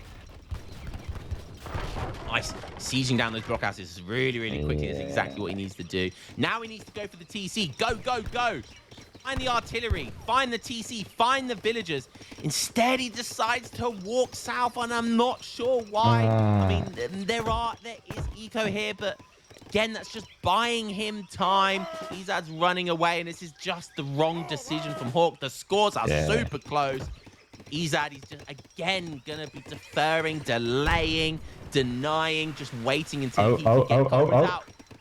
I dodged the shots. That was 3 falconet shots at least, I think. Most insane falconet dodge I've ever seen. And it was complete fluke, so we can't even give Ezad any credit for it.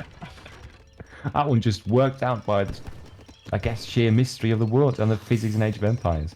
Yeah, shit happens, right? That's just the name of the game. But I think that is a bit of a misfortunate position here. If just a few cav units come in from the right lower side here, that might be really unfortunate. If you can see the entire map for a second, you might see a big flank by the cav from Ezad, if Ezad plays it right. But nope, not able to do it here. Sadly, his cav is just not there in numbers. And now look at that. Oh God, that's going to be good. Nice volley there by the falconets, but the moment those Culverins, they are gonna clean up shop, and Ezad, he has the micro to do this. Oh, and the falconets dodging again.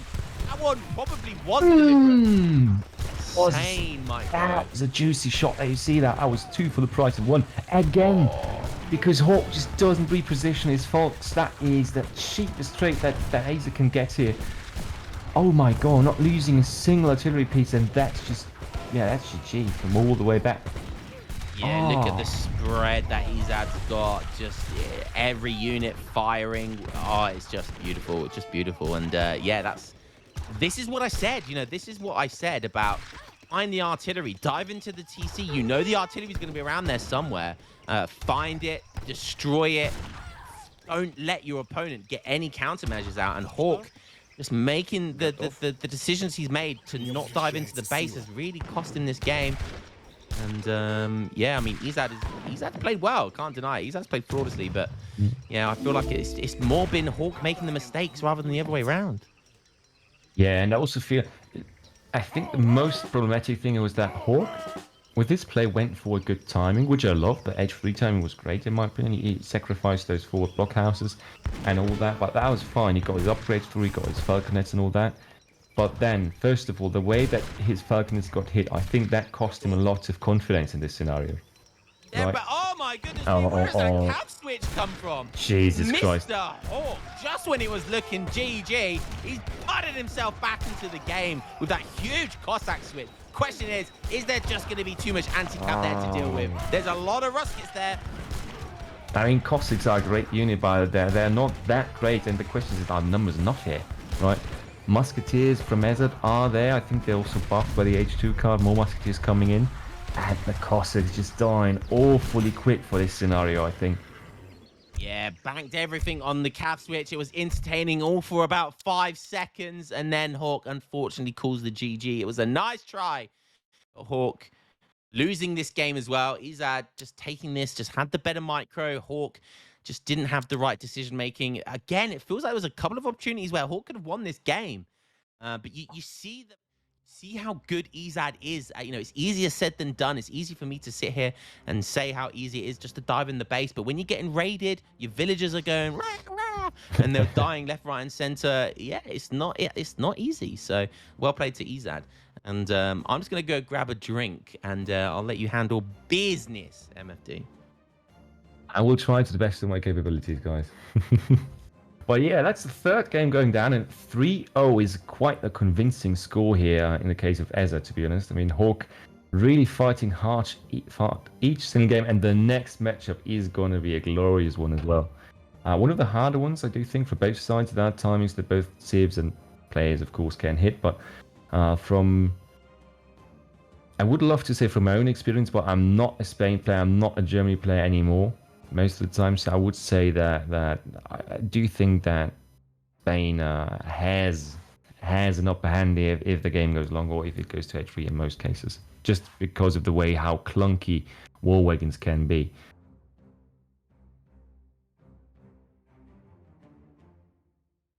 I'm not.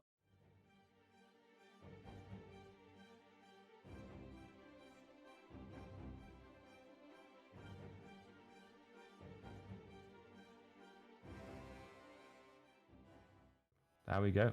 Only one DLC civ so far. Yeah, Italy, and not quite convincing.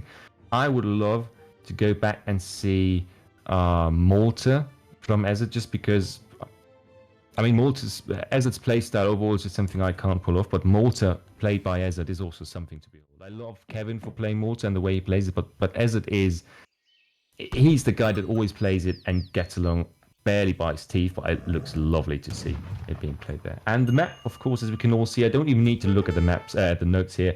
It's in New England, of course, one of, I think, tourney favorites or player favorites, audience favorites might be as well, right? A lovely map with a lot of opportunity here, and also a good map for both civs, I'd say. And I guarantee you that we at least see frigates in both decks and probably even the 2 caravels here, just because of the way that you always see them being planted in the goddamn lakes. So let's see how those players utilize those in this matchup here. Spain v Germany. Ooh. Oh yeah, it's about to get juicy here. What's your analysis of this matchup, by the way? Because I'm just really bad with the matchup specifically, since I don't play either civ. Well, Germany are considered one of the best civs in the game, and rightly so. However, their one Achilles heel, their one weakness, is regarded as Spain, believe it or not. So Spain just can kind of flood Germany with just rods. You know, they can literally just spam rods and win games. I've seen it so many times. So Germany are kind of weak to that. They do have options though, and it can kind of be luck of the draw of what the opponent goes for. But you know, they do have Black Riders, They can kind of get war wagons out to deny falconets, etc. But generally, what Spain want to do in this matchup is just flood the opponent with lots of Rodoleros. So 1v1 FF Pond. I do like that. We do have the... Oh, we've got the battleship in there as well. Interesting. Wait. This is Spain's deck, right? What is that disgusting one battleship doing there? Bruh, they have a 2 battleship card. Yes, it costs 2k coin. It costs 2k coin. But 2 battleships for 2k coin is way better than 1 battleship for 1k coin.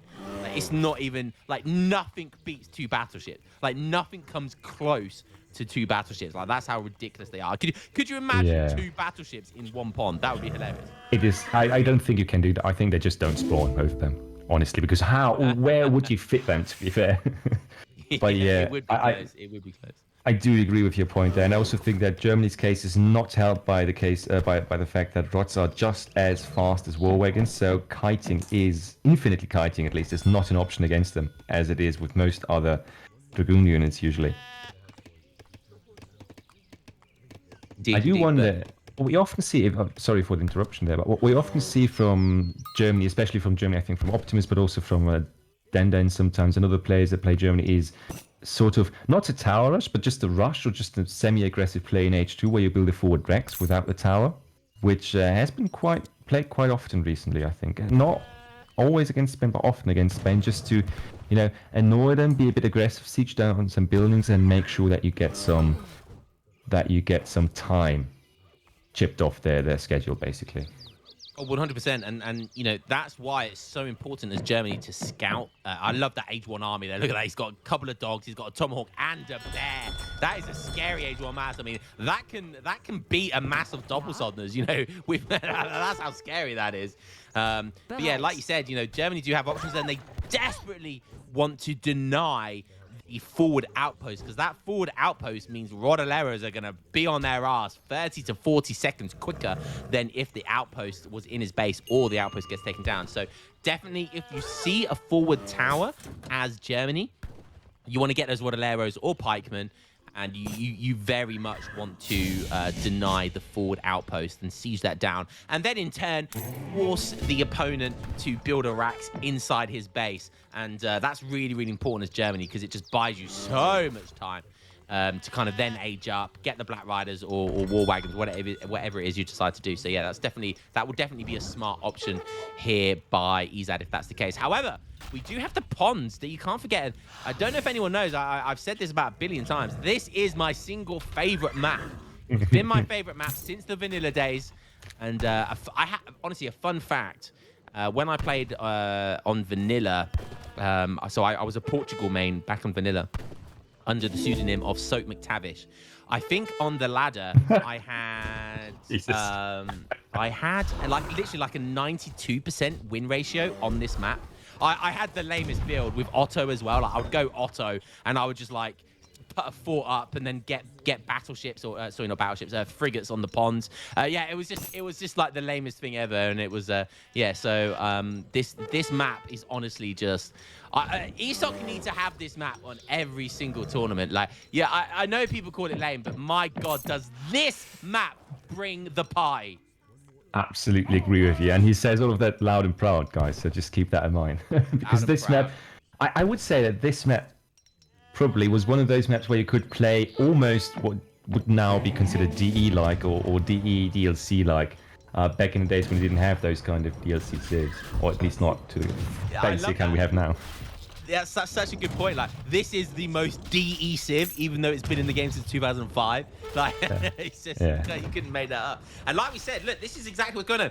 Hawk has been super aggressive with his outpost, and Ezad is playing this perfectly by cancelling that. And look at that, it's 6 minutes, the outpost goes down. Hawk is shipping Modelleros, he's making dogs, but they haven't come in time, and that's how quickly Ezad got there with those 5 doppels. It's really important you get 5 dops. Sometimes you see 3 or 4 because the macro can be very difficult to get that many dops out, but he gets all 5 of them. These things are expensive. They're like huzzas. That's how costly they are. The Rottweilers Yeah. come out, the dogs are there, the bears are there, everything's getting stuck in. This is going to be close. I'm not sure who's going to win this because I don't know how the performance is of Doppelstones. They should win theoretically due to the higher attack and higher Yes, speed. they do, but Rottweileros, for the cost, it is Yeah. quite close. The Rottweileros can win, but look at 3 of them surviving, 5 more coming in, but I don't know if that's going to be enough. He needs to micro the weak ones. And now the Ulan's yeah, coming to help out here. Yeah, the 40% melee resist are certainly helpful here in this scenario, of course. But man, just think about the value and, as we said, the time that Ezad got out of this. I didn't produce any more rods after this, did he? Because if he didn't, then he made 1 batch of them. He's now pushing 700 coin and is going to age up behind it while having forced Hawk to go for all of this stuff. Hawk now aged up as well. Cool, that's fair, but the tower's gone. A shipment was forced out of Hawk here as well, so a lot of really important stuff done for Ezad already, in my opinion. Yeah, but he aged up with the Hussars, which is the wrong decision. He needed those crossbows. He needs Minutemen. He needs range support here. Let the Rottweilero snare everything, but have some range backup here. And he just went for the bot 4 Hussars, which yes would have been nice if the outpost survived, but because the outpost went down, he saw those doppels. He needed those crossbows desperately, and I think he needed musketeers instead of Rottweileros as well. But yeah, I mean, it's easier said than done, but looking so good for Ezad already. But don't forget, Ezad did make 2 batches of Doppelsonders, so he is against the clock here. That's for sure. Now aging up himself, though, so at least something. And I think he can age up faster as well, yeah, because he has enough XP. Let's see how much damage the Spanish player can do here before he needs to back off, presumably. And also just seeing, thanks for the raid, guys. The Royal Clan actually raiding us after the event, so thanks for bringing along the crowd. Hope you guys are enjoying the entertainment so far, and I hope we can provide a worthy successor to the Royal Clan's entertainment there. More rods being trained. As you said, just flooding Germany with rods is probably the safest option here, right? But Ezad just being so annoying with those 4 Ulans there. Also taking down the TP, so slowing down the Spanish curve a bit at least. Doing an absolutely fantastic job here.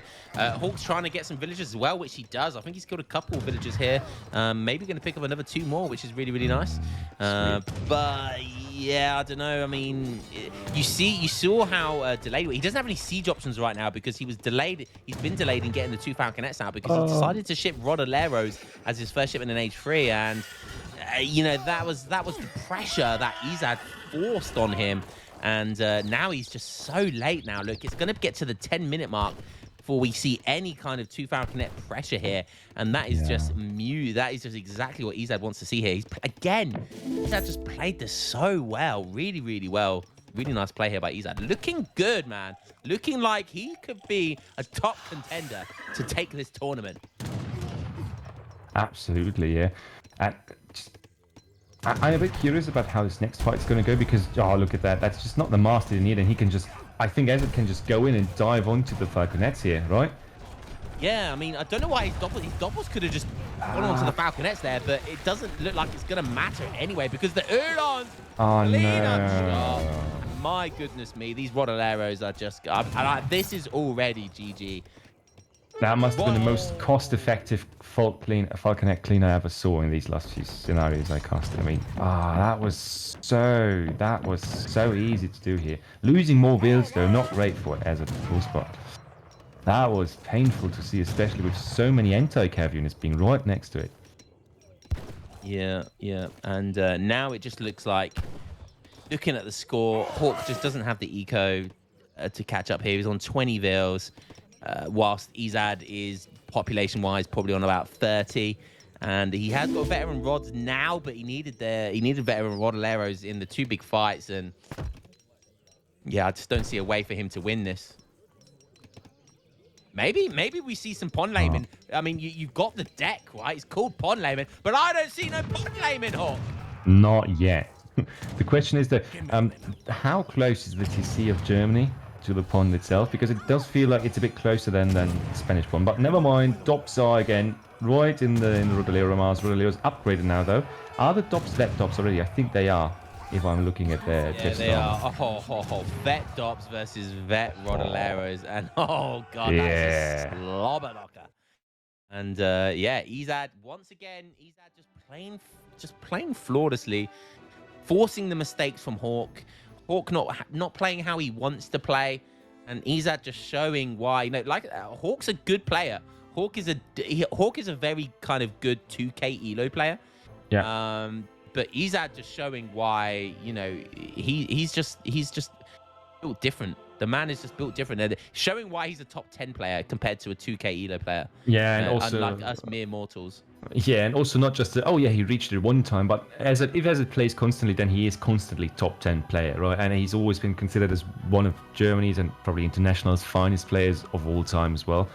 And I just think we saw a performance that quite validates that claim, in my opinion. Yeah. Hawk, I'm just reading chat. Hawk needs coaching from Lionheart for drag box flat micro. Yeah, I mean, I think Hawk might. You know, I've seen Hawk's micro. He's got decent micro, but again, it's tournament settings. So you know, when you're playing in a tournament, you know, pressure is a real thing. You know, it's not like you're playing for elo points. You're playing for pride, and when pride's on the line, get nervous. And when you get nervous, you make mistakes. Yeah, I don't know how your own feeling is when you play your tournament games, right? But I always get the shivers when I have to play anything that's more important than our league games, for example. I'm confident with the league games nowadays, but whenever I get a chance of playing in something organized by the Age of Bison group, for example, or even I think I played once in one of those tournament cups here for ESOC. It really creeps me out if you play against a name that you've only seen in top tier casts, for example. It's just that's a different pressure, in my opinion. Yeah. I think I and other big streamers are in a fortunate position because I remember when I first started streaming and I would get like nervous, and it was a weird kind of nervous. You'd get nervous like playing on stream and even losing. You'd get nervous about, and you know, because you got loads of eyes watching on you. But now I couldn't care less. You know what I mean? You know, I'll drop to 1800 elo and I'll find it funny. So I think if like there's any like streamers out there, I think streaming is actually a good way of developing kind of a resistance to nerves in a tournament setting.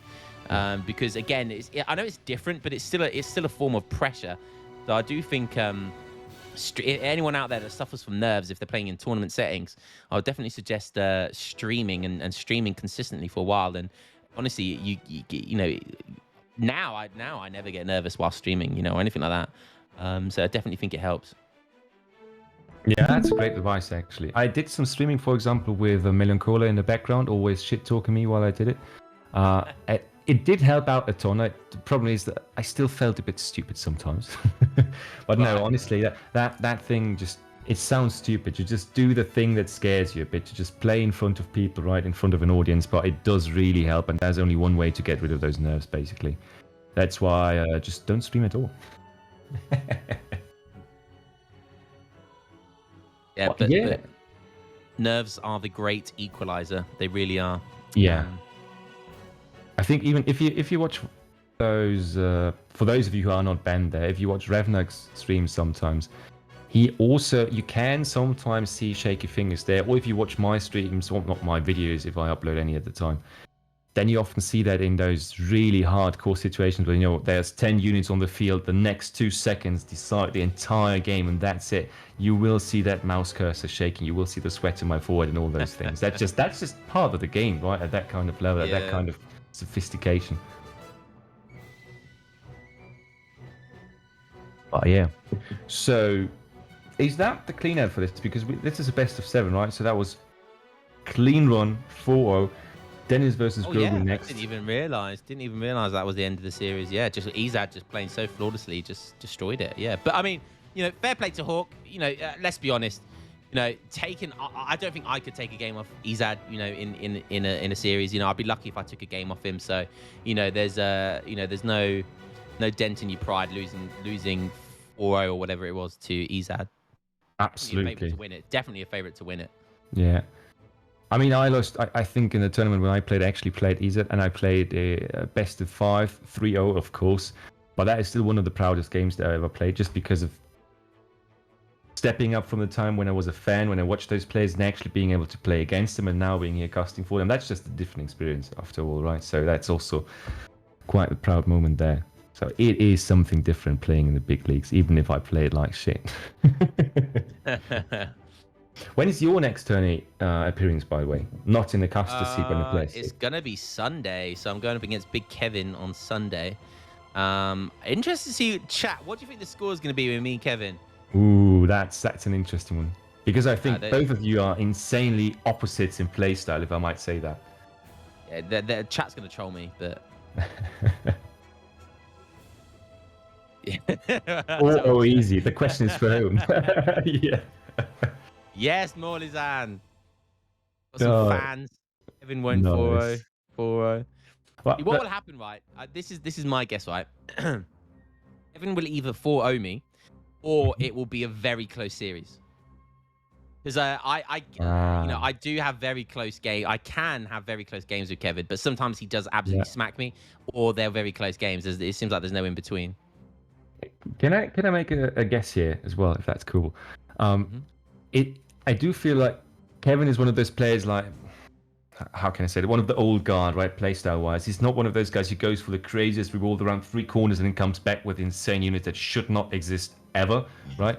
He is more one of those really clean players who takes the timings, who takes the precision and all that, and puts that into a perfect game plan and executes it well, right? Micro and all that. One of those hardcore, I'd say, old style players. And you on the other side, you really like to take the game to its depth, right? To really use everything that it's got and take revolts into it, take new cards and all of that, all you can get, right?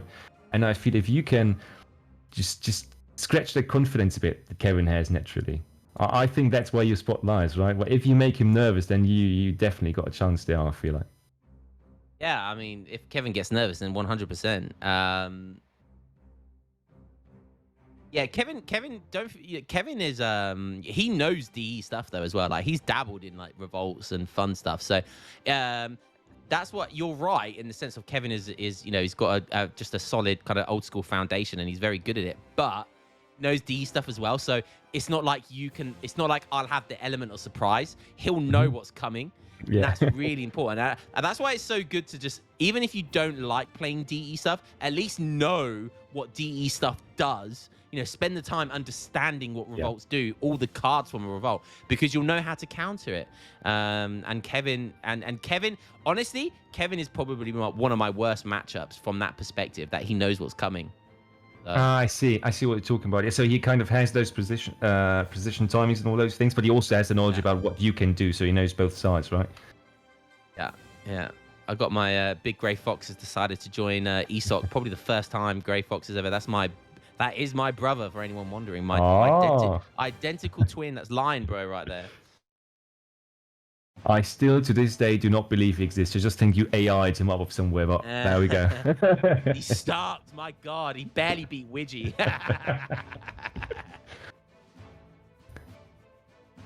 Oh, man. But if we take a look now at we talked about your matchup, right? But now, looking at the matchup Dennis versus Grogu. Right, 2 players who also are known for specific playstyles, I would say, and specifically Dennis, I would argue, is known for specific civs as well. What do you reckon we're going to see tonight out of both of those? Sorry, between Dennis and Grogu? Yes, exactly. For starters, can me and you make an agreement not to call him Den? There's just no way I'm calling him Den, okay? We are calling him Dennis, all right? Let's set that foundation right there. Deal? Absolutely. Yeah, I usually call him Shithead, but Dennis is fine as well. Yeah, I'll go for Shithead. That's even better, but there's just no way I'm saying Den. It's just the weirdest, gayest name I've had in my life. I know, Dennis knows I love him. Just joking. I'm going to dropping FUs in there. You can permit that one. That's perfectly fine, man.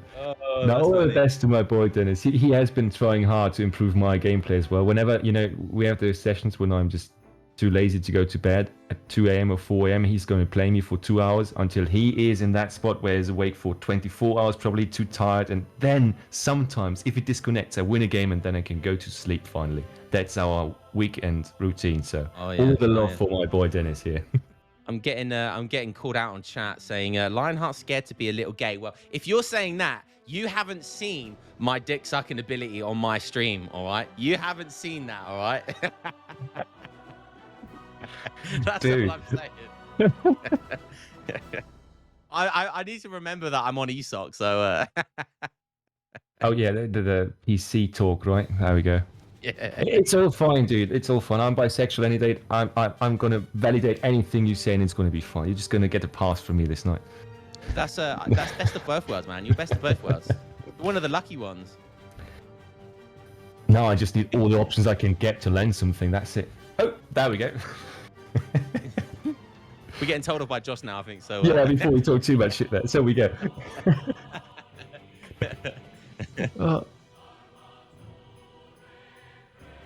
Ooh, so we've got. By the way, has anyone seen the Hot Tour memes going on right now? That is just absolutely genius. Grey Fox coming in with that. Oh God. Chat is on one today. On fire, anyway. it seems. Subscribe to my OnlyFans. All right, so we've got Dennis going as Mexico up against Grogu playing as France. This is a close one. This is a close one. So it's I couldn't say who has an advantage here. I played both these civs, more so Mexico. And I think this will just be like, I think France will play defensive here. I think France will be on the back foot slightly to begin with, just because Mexico's early age 2 pressure is just better and just more scary. France can definitely hold it, you know. So and France, I mean, both of these civs have good eco as well. Honestly, I don't know. This is actually a really close matchup. Mexico may be edging it. I don't know. Maybe just about edging it on the tier list. It's close. I would say that Mexico probably has more options, but France also has all the capabilities to counter almost anything that Mexico puts to play here. And also the insurgentes are very often incredibly useful at the start because they're just so cheap, but still provide that great value, especially in siege capabilities. They just die so easily to CDBs and all that. So I think that if Grogu pushes it through to H3 and doesn't lose too much there, I think it can have an advantage here. But then again, it depends on what Dennis is going to pull out of his magic hat that is the civ that is Mexico. Yeah. And I mean, I played both of these guys. I played Dennis a lot. I played Dennis quite a lot because I think we were on at the same time. Grogu, I don't play as much because I don't know where Grogu's from. Is Grogu Asian? I think he's East Asian, right? From somewhere, or sort of on that time zone, right? Is he? Or maybe he's like from South America. I honestly don't know. He's okay. So yeah, he's from South America. Ah. So close enough. Yeah. Western Asia, South America. All the same to us arrogant Europeans, right? Yeah. Just a little bit of casual racism every now and then, no? But no. Yeah, so I don't know why. I tend not to be on the same. I don't play. Anyways, point is I don't play Grogu as much. However, because I played both of them, the point I'm trying to make is I'm trying to like decipher who is the better player. And honestly, I don't actually know. I think if there's any series out there, this could be one of them that really goes down to the wire. Yeah. I consider both of these guys to be very closely matched. I also think that is one of the first few really closely matched ones that can be just such an insane show of talent and skill here. I mean, especially because both players, in my opinion, are very focused on micro stuff, so we're going to see incredible fights here. And I do think that Grogu is just more with his civ choice, especially, and his mechanics is more based in legacy times and then choices. And Dennis has adapted. I don't know if has adapted better or just grown up with that, but he's more in the E meta. I think, especially with Hausa as his most well-known name, Mexico now, and all those things. So yeah. And we see Josh has put up the scores on the doors there, and we've currently got Dennis is ranked 22, Oh no, sorry. Is this the yeah? So Dennis is ranked 22, right? And Yeah. Grogu's ranked 31. And I'm guessing the wins that means when they Against played each other. Exactly. Yeah, yeah. So Dennis has 25 wins and Grogu has 21. Like I said, I considered both these guys. It would be a very, very close game. So yeah, this the stats proving that point as well. Just seeing in chat MFD, I dig the casting cache. Well, you should see it when it's fully open up, man. That thing got spaces for everybody. Well, yeah, back to the game itself. I do think that the win comparison here, 25 to 21, is something I'm really looking forward to when we've got some more numbers on that sheet. You know what I mean? When we've got like 150 to 100 or something, where it's just a bit more, where it has more value, I think. Because right now, 25 to 21, you know how close it is, honestly. You just play 4 or 5 bad games in a row. But speaking about it, the game just started, and we are up for the first one. Punjab, it is again a map we talked plenty about already. Bless you. Joshua having a fit in the background. Yeah, Punjab, like we said, needs no introduction. It's a really good map. I like ESOC, including this.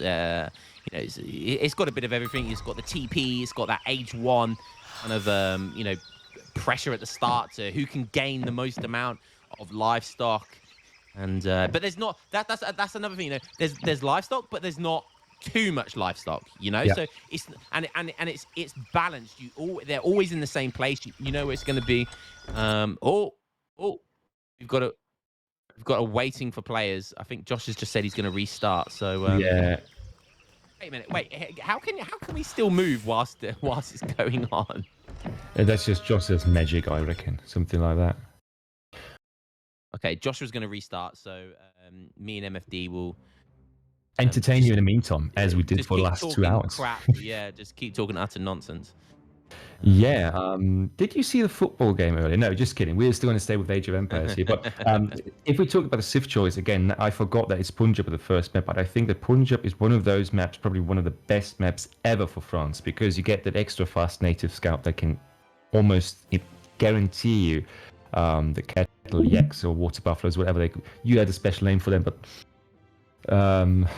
you can guarantee those ones. You get the fast TP in the mid, and you can, I think, almost always guarantee a really good 12-10 on this map. And I think there's almost nothing better than that for France than this specific map. And Kaiserklein, for example, has just showcased this so many times in tournaments, in streams, and all that. So Dennis is going to have a hard matchup here, I think, if Grogu can pull it off properly.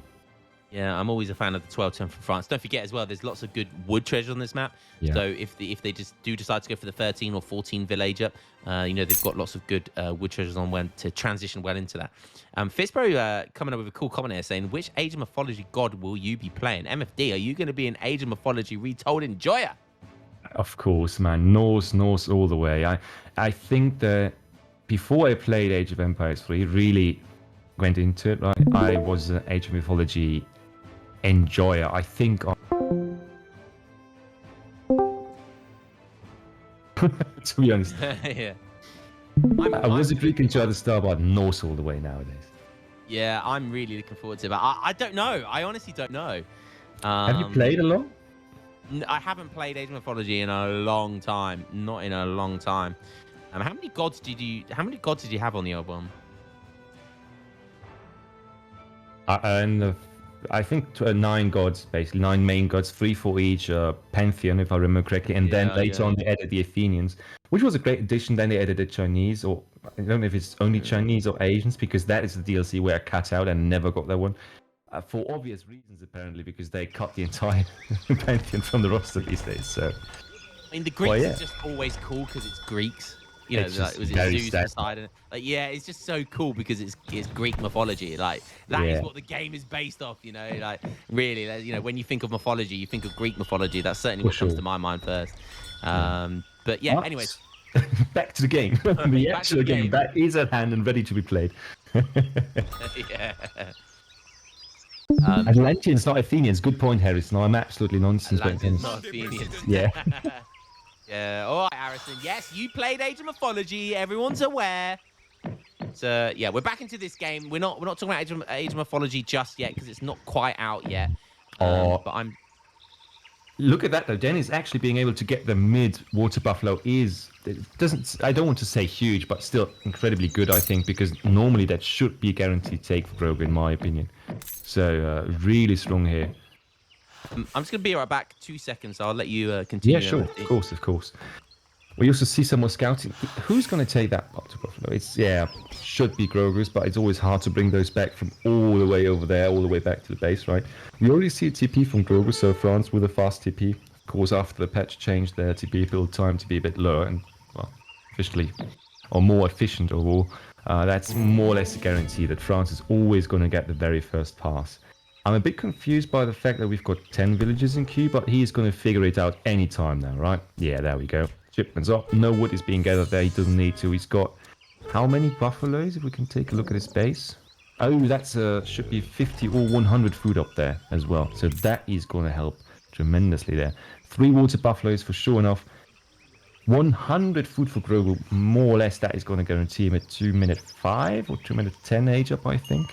So wow, that is really, really going to push him forwards here. And probably is going to provide us with a great performance by France.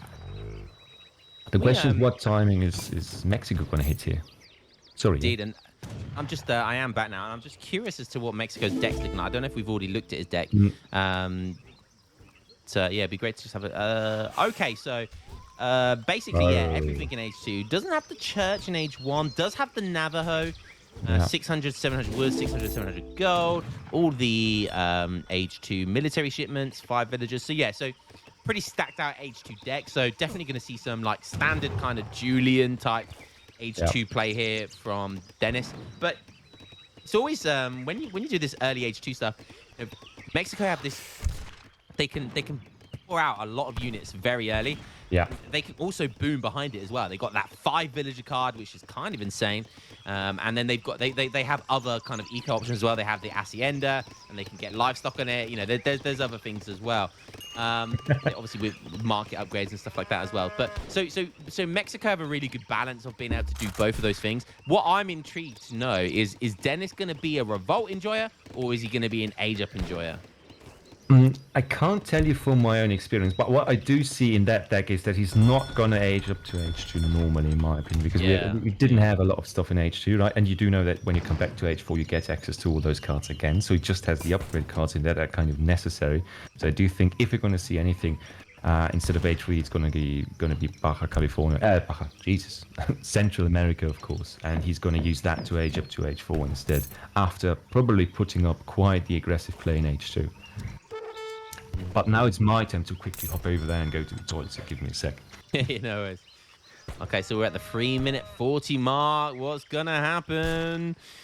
Dennis is about 2/3 of the way aged up now. You know, likely gonna see that very standard hacienda's down in the middle of the map. He's gonna put down the barracks. The flag's gonna go down, so the building gets built quicker. The units get built quicker. And Grogu's already up. Grogu did do a 12 villager age up by the looks of it. So did go for that 12-10, like we were saying earlier. But very, very fast age up. We do like that. And it's only went for 14 vills. So the eco's very similar at the moment. Don't forget, France get that quartermaster age up, which is so valuable. 400 wood at such an early stage of the game is so insane. And that just kind of allows them to stagecoach, the infrastructure down, the housing infrastructure, all that sort of good stuff. So yeah, this is going to be close. But what are the units? What is he going to make? What options does he have? You know, we know he's going to be dealing with likely insurgents and skirmishes to begin with. Does he go Expo Pike? Does he go Musk Huss? What are the options? We'll have to wait and see what Grogu decides is the best option for him. Marketplace, okay. He protects those berries nicely. He's got a couple of really good herds there, so he's not going to need to worry about those berries. He does have a nice third hunt as well, just down to the south a little bit. Obviously opened up with that TP. No TP for Dennis, so and that's always a big giveaway with Mexico. If you see Mexico go for an early TP, it generally means that they're going to be doing some revolt stuff or some defensive stuff. Whilst if you see an early hunting dogs, it generally means they're going to apply pressure early. And we see here that he's going to just be making some skirmishes And again, playing the Julian guide here, very standard, setting up his eco, getting 5 villagers first, brings him up to 21 villagers at 5 minutes in the game, which is pretty damn good. Let's get that age up Padre, which is basically another hero. And yeah, then 700 wood behind it, and that kind of allows him just to kind of do what he wants really. Where he could go for an early revolt into Central America. Generally, though, what we'll see is putting down some more infrastructure, more houses, and then a second military building as well. Maybe we'll see 700 gold behind it, or we'll just see some military shipments. So, yeah, Dennis playing this pretty good. Dennis playing this pretty standard. And wow, we just got a big donation. Ooh. 25. Big 25. Is that 25 $25? I think that was. That's a huge 25 euros. Who is it from? Because I can't see. Joshua's going to tell me in the background, I'm sure. Diesel. Wow, big Diesel. Thank you very much. The 25 big ones. You are an utter legend, and I think that big green bar at the top of the screen will move ever so closer to that donation goal. So thank you very much, Diesel. Does look like that Grogu has decided to go for crossbows here. I think that's a pretty safe option.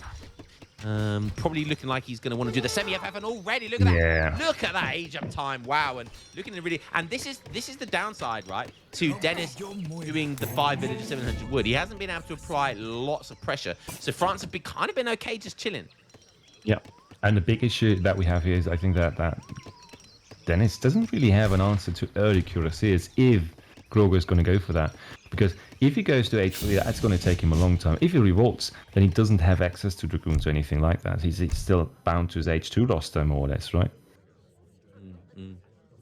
Another pause coming in here. Pause this time from Grogu. I love the statistics in the top left-hand corner.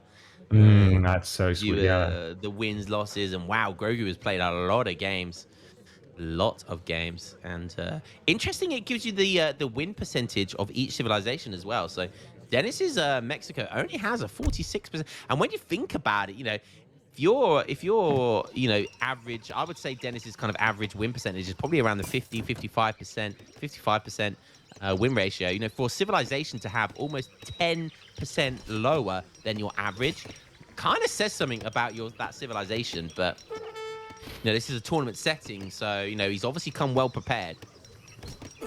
I do think that the problem with his Mexico is, at least that is what I see from his Mexico, is that he is very focused on a certain playstyle, and it's sometimes a bit one-dimensional. He's not one of those crazy guys who goes all out in a certain specific role usually, and there is a limit to the how to say this, to the switches that he can do and he's going to do. And did we just see the 3 cures being shipped with the first shipment in H3? Because that is going to be sweet. We did. That's a lot of insurgents there. Yeah. That is a lot of scary insurgents. So he's going to have them. I mean, he's going to need something to back up those 3 cards. Maybe he's going to go raiding with them. But again, even that's risky. Yeah, not really. I mean, I like 3 curs, but against that many insurgents, it's just not going to be. He needs something to back it up, Yeah.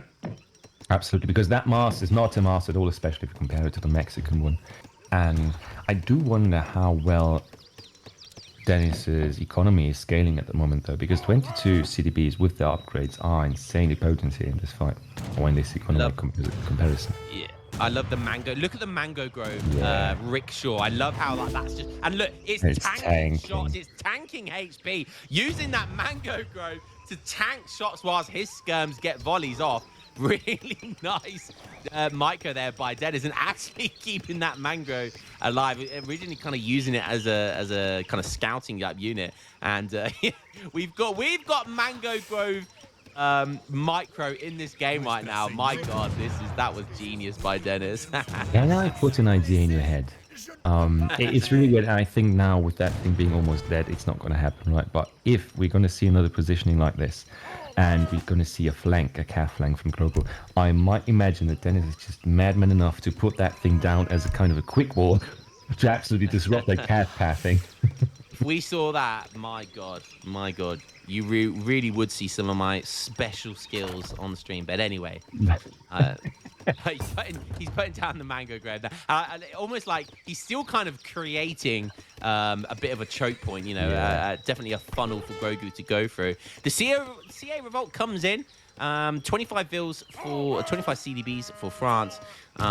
This is strong by Mexico. They you know, they get like what, 6 or 7 villagers from that CA revolt. However, 7, yeah, but however, they cannot make any more from this moment on. They can send shipments of villagers, but they can't physically make any, nor can the Hacienda. So when you're in this position, you're kind of on a timer. You know, you're sort of on a timer from the perspective where, you know, if your opponent can just outlast you, then he will out-eco you, right? So this is the trade-off with this revolt. It's very strong initially, but it does weaken over time because you can't make those extra villagers. He's on 37 right now. We'll see what happens, especially when you start losing them as well, and that's the big downside. But does have that artillery. That's generally why you go for this revolt. You get that early access to falconets, and you get early access. You get a 2 culverin shipment. So we'll see if he's going to need to use that. But France on the push here. And can we just say, well, that was quite the sweet micro in my opinion here, because it was a back and forth, and it's more or less pike skirm versus cav dragoons and skirms on the other side. No artillery so far, and the emergency evacuation of the water buffaloes in the northern part. Great to see as well. But Dennis keeping his master alive. The problem is he can't just easily upgrade his units. His revolt is more or less fake fast fortress, a step in between where he needs to use a shipment to upgrade his units to H3, more or less to the level of H3. But the problem is that his units themselves just now they are not too good. They don't have the range, I think, of the normal skirms. They do have decent damage, but against H3 skirms, they are still in the back. But look at that, he sent through the card for the upgrade, it seems. Veteran Saltador was on the field. Decent damage, good enough HP. So at least he got that going for him. Yeah, I did actually. I dropped a YouTube video. I think it was Julian that was playing. It might have actually been against Dennis as well, where I spoke about that that card and the value from that card. So the Central American infantry card, particularly, you know, it gives you free veterancy techs. You know, and as soon as the card comes in, you know, the veterancy techs come in for free. The card does cost 500 resources, 250 wood and 250 gold, and the card itself. But the value you get from it and how quickly, you know, it gives you instant veterancy. That is kind of an insane card when we think about it. Even if you've got only 2 of the free units you're using, you're still getting cracking value from it. Oh, but we do need a good fight, and we do need to get out of this fight before the big cure batch hits. I think that is the biggest issue right now. Because with the artillery that's coming in from Grogu, I think, because that was the next thing he sent, that mass of Insurgentos is not going to do anything about the big cure push here, I think. Jesus. Yeah, I mean, they are dangerous. veteran, but if he can mass enough here, especially with like the skirmisher support behind it, that's gonna be super scary for Dennis. And Grogu actually up. Cav combat coming in now. That is going to be it. He's going to go in with a cav combat, and that might just be the push that ends it all. If Dennis does not have a good answer to this, good positioning, good fighting, more artillery coming in, but it's the cav that he needs to be really afraid of. Yeah, cavalry charging into the front lines, but they're just about Dennis being able to slip away, and he knows he's going to need more cavalry here, so he's deciding to back up and buy himself more time to allow more insurgents to come in. Oh, we that could have a double pop. There's potential 20 insurgents could pop in the barracks here, and with this, oh my god, I mean, Grogu's positioned himself better, but that's a huge batch of insurgents. There's a lot of dunes and skirmishes, though. This could go well for Grogu. Artillery just fired, I think, 3 shots overall, so 3 full volleys into the cav. So that is absolutely the wrong position. You wanted everywhere else but in the cav, because you get a damage straight off, and just the splash damage get wasted and all of that. So good fighting here from Grogu, good positioning here. Yeah, I got very nervous there because it was almost very bad positioning for him. You know, if he kept on doing that siege at the barracks, it could have gone very, very wrong for him. And you do not want to be in the insurgents' way. More insurgents coming in. I think that's the church tech, yeah. From the church, yeah, from every house. him. Yeah, so getting it's just a insurgents. really nice way. You know, it gives them what 13 insurgents for free, or for 400 resources for building the church. So yeah, it's a really nice, really nice card there. So Yeah. 7 houses says a girl. No, I mean he's 150 pop, so he's at the time, you know, would have been Should have been 13 or something. When I didn't see 13. what it was built on. Yeah. Anyways. But that's a good mass here, especially to protect the artillery. And the question is, can France mass enough anti-artillery? Because 2 coals here could solve the entire problem. And but look at the my coals being God. built here.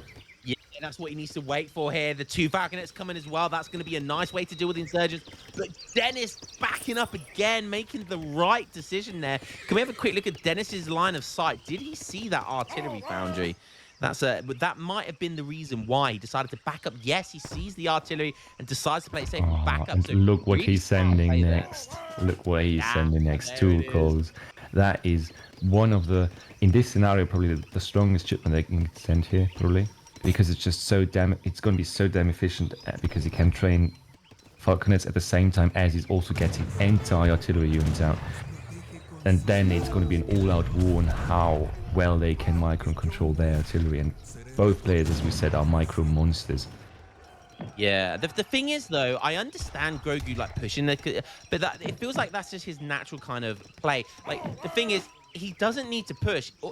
Like I said, you know, Central America gives you that initial buff of villagers, but then he can't build any more from now. He can't get more than 37 unless he sends a car to make it, whilst France can continually make villagers here. So does he really need to push in and risk that?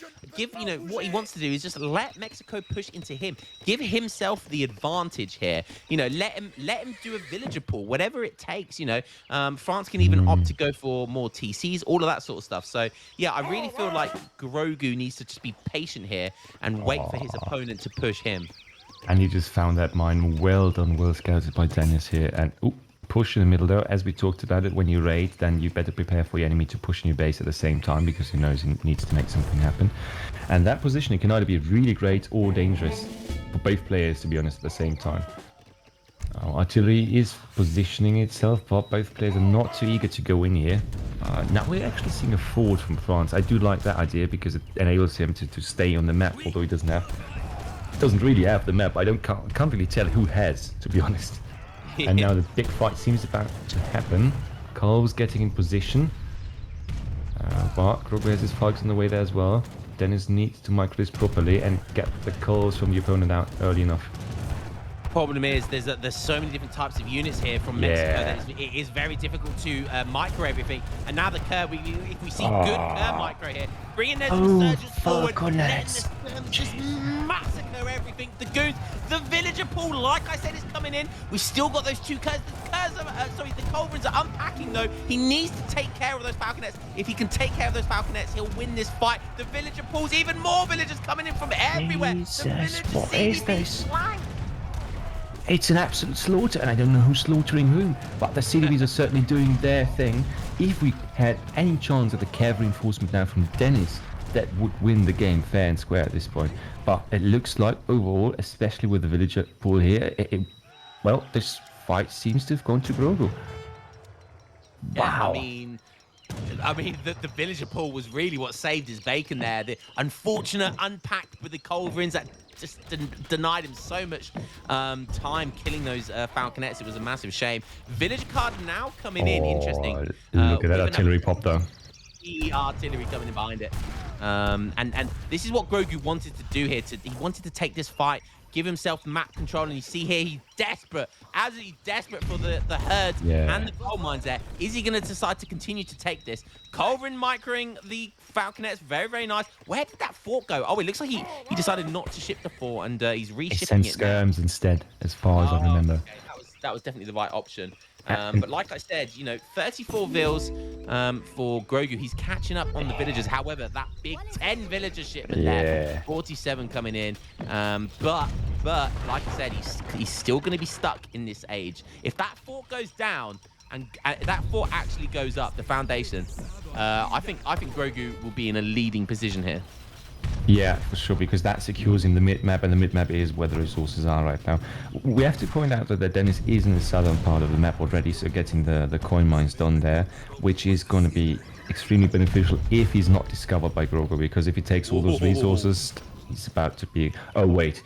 If we see a decent enough shot, this might just be the end of the fort, because that's not a lot of HP in that thing. Oh, he's trying it. The villager pool, though, just denying the insurgents kind of hitboxes. And the Culverin was very quick off the mark on the Falconets there. So very well played by Grogu. Not sleeping on the job. Just making sure he's paying attention.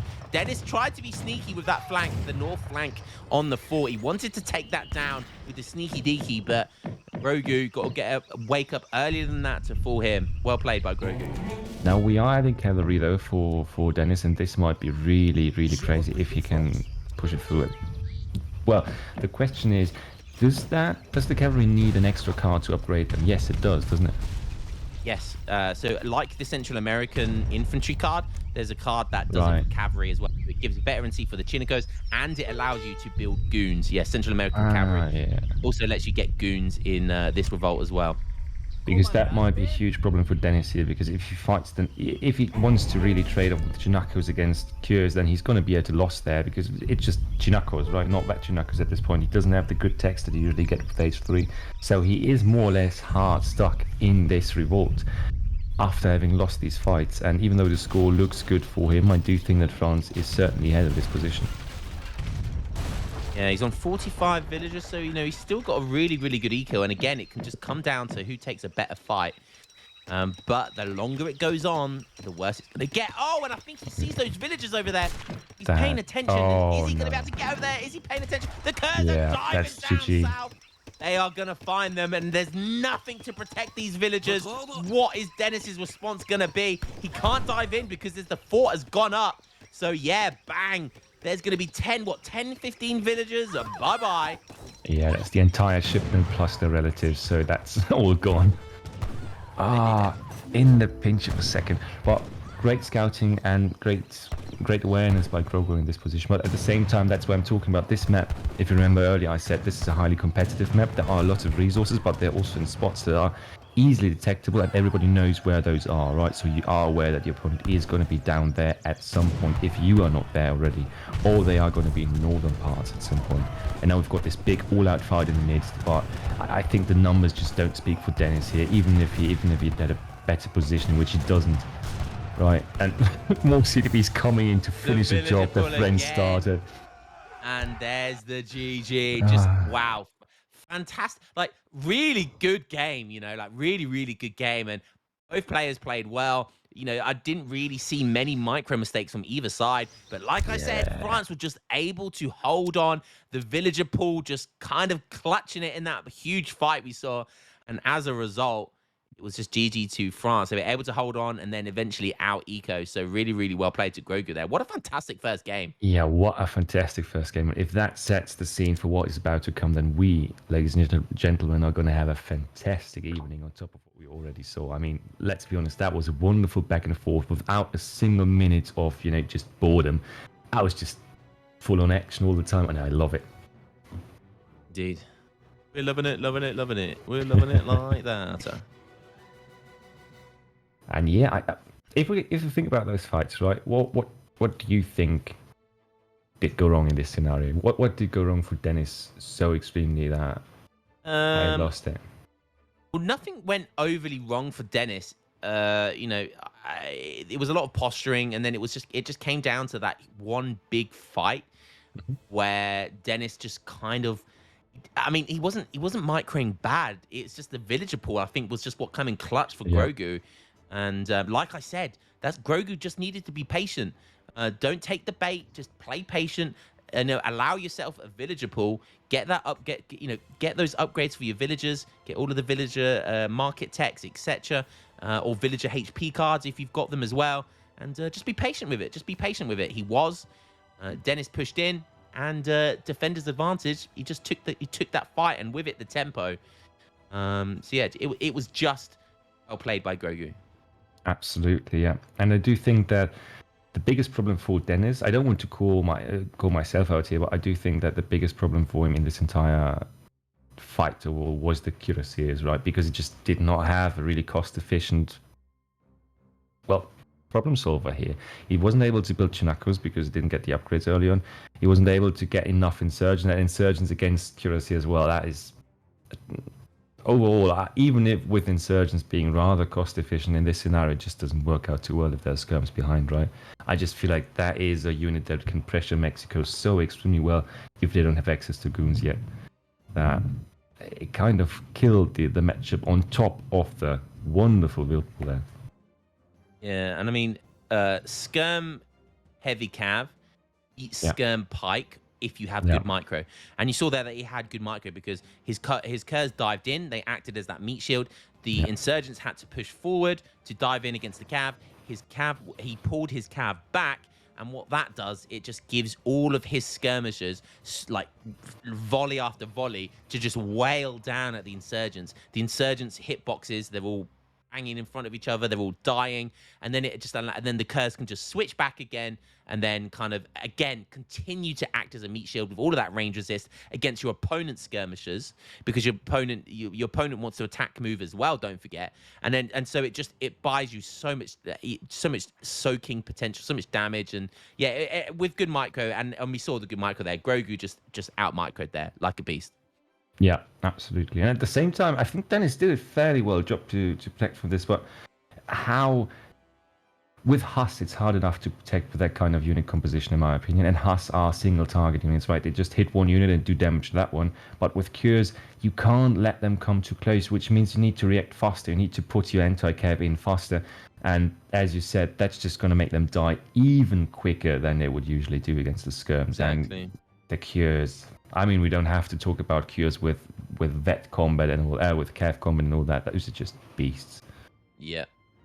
100%. And we've got the next matchup, and that one looks fun already just from the Civ picks. Jesus. Germany versus Ports. Germany versus Ports. Yeah, I did see Dennis play that one, I think, against Swisher Guts or something. I can't fully remember who it was, but very clean build he did back in the day.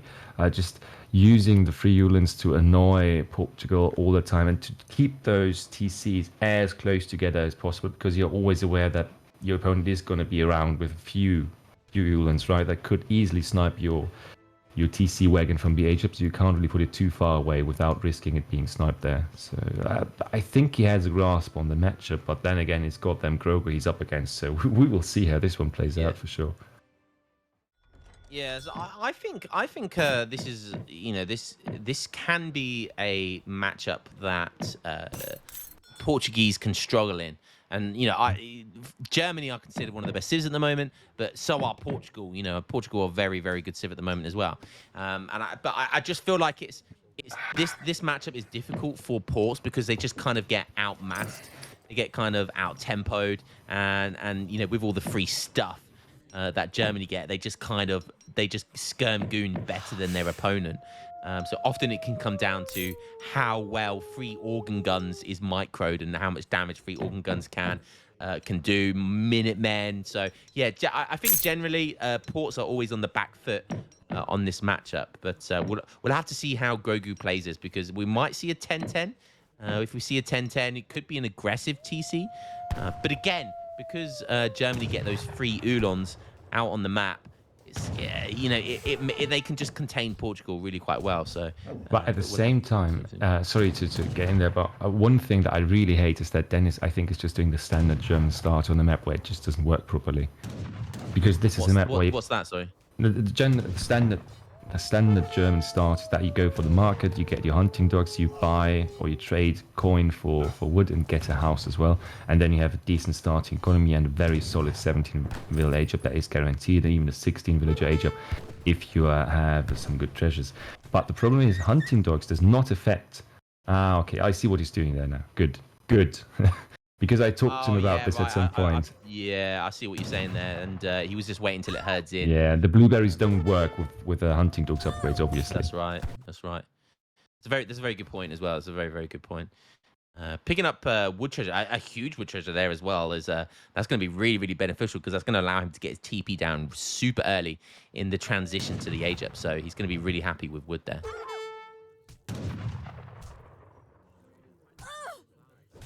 might be a good time to have a look at some decks. True, yeah. Germany should be very standard, probably because German decks are always standard. Look at that. Yeah. Pretty much. Standard as it gets. Or yeah, I would say so too. I mean, a bit of a greedier one, of course, with the 2 and the 3 settler wagons, which is not always there, but certain, I think, a very popular variety. And GAN is something I can't work with, to be honest. Well, he actually hasn't shipped a shipment yet, which is maybe cause for concern. I mean, you know, there are builds with Portugal. You know, prior to Fatorius coming into the game, you know, it would often be best just to save your shipment for H2 and just go 700 gold, 700 wood, you know, and save that shipment rather than sending anything in H1. So maybe that's what it will be doing, but that is very old school, and you know, generally the Fatorius build is far superior to that now.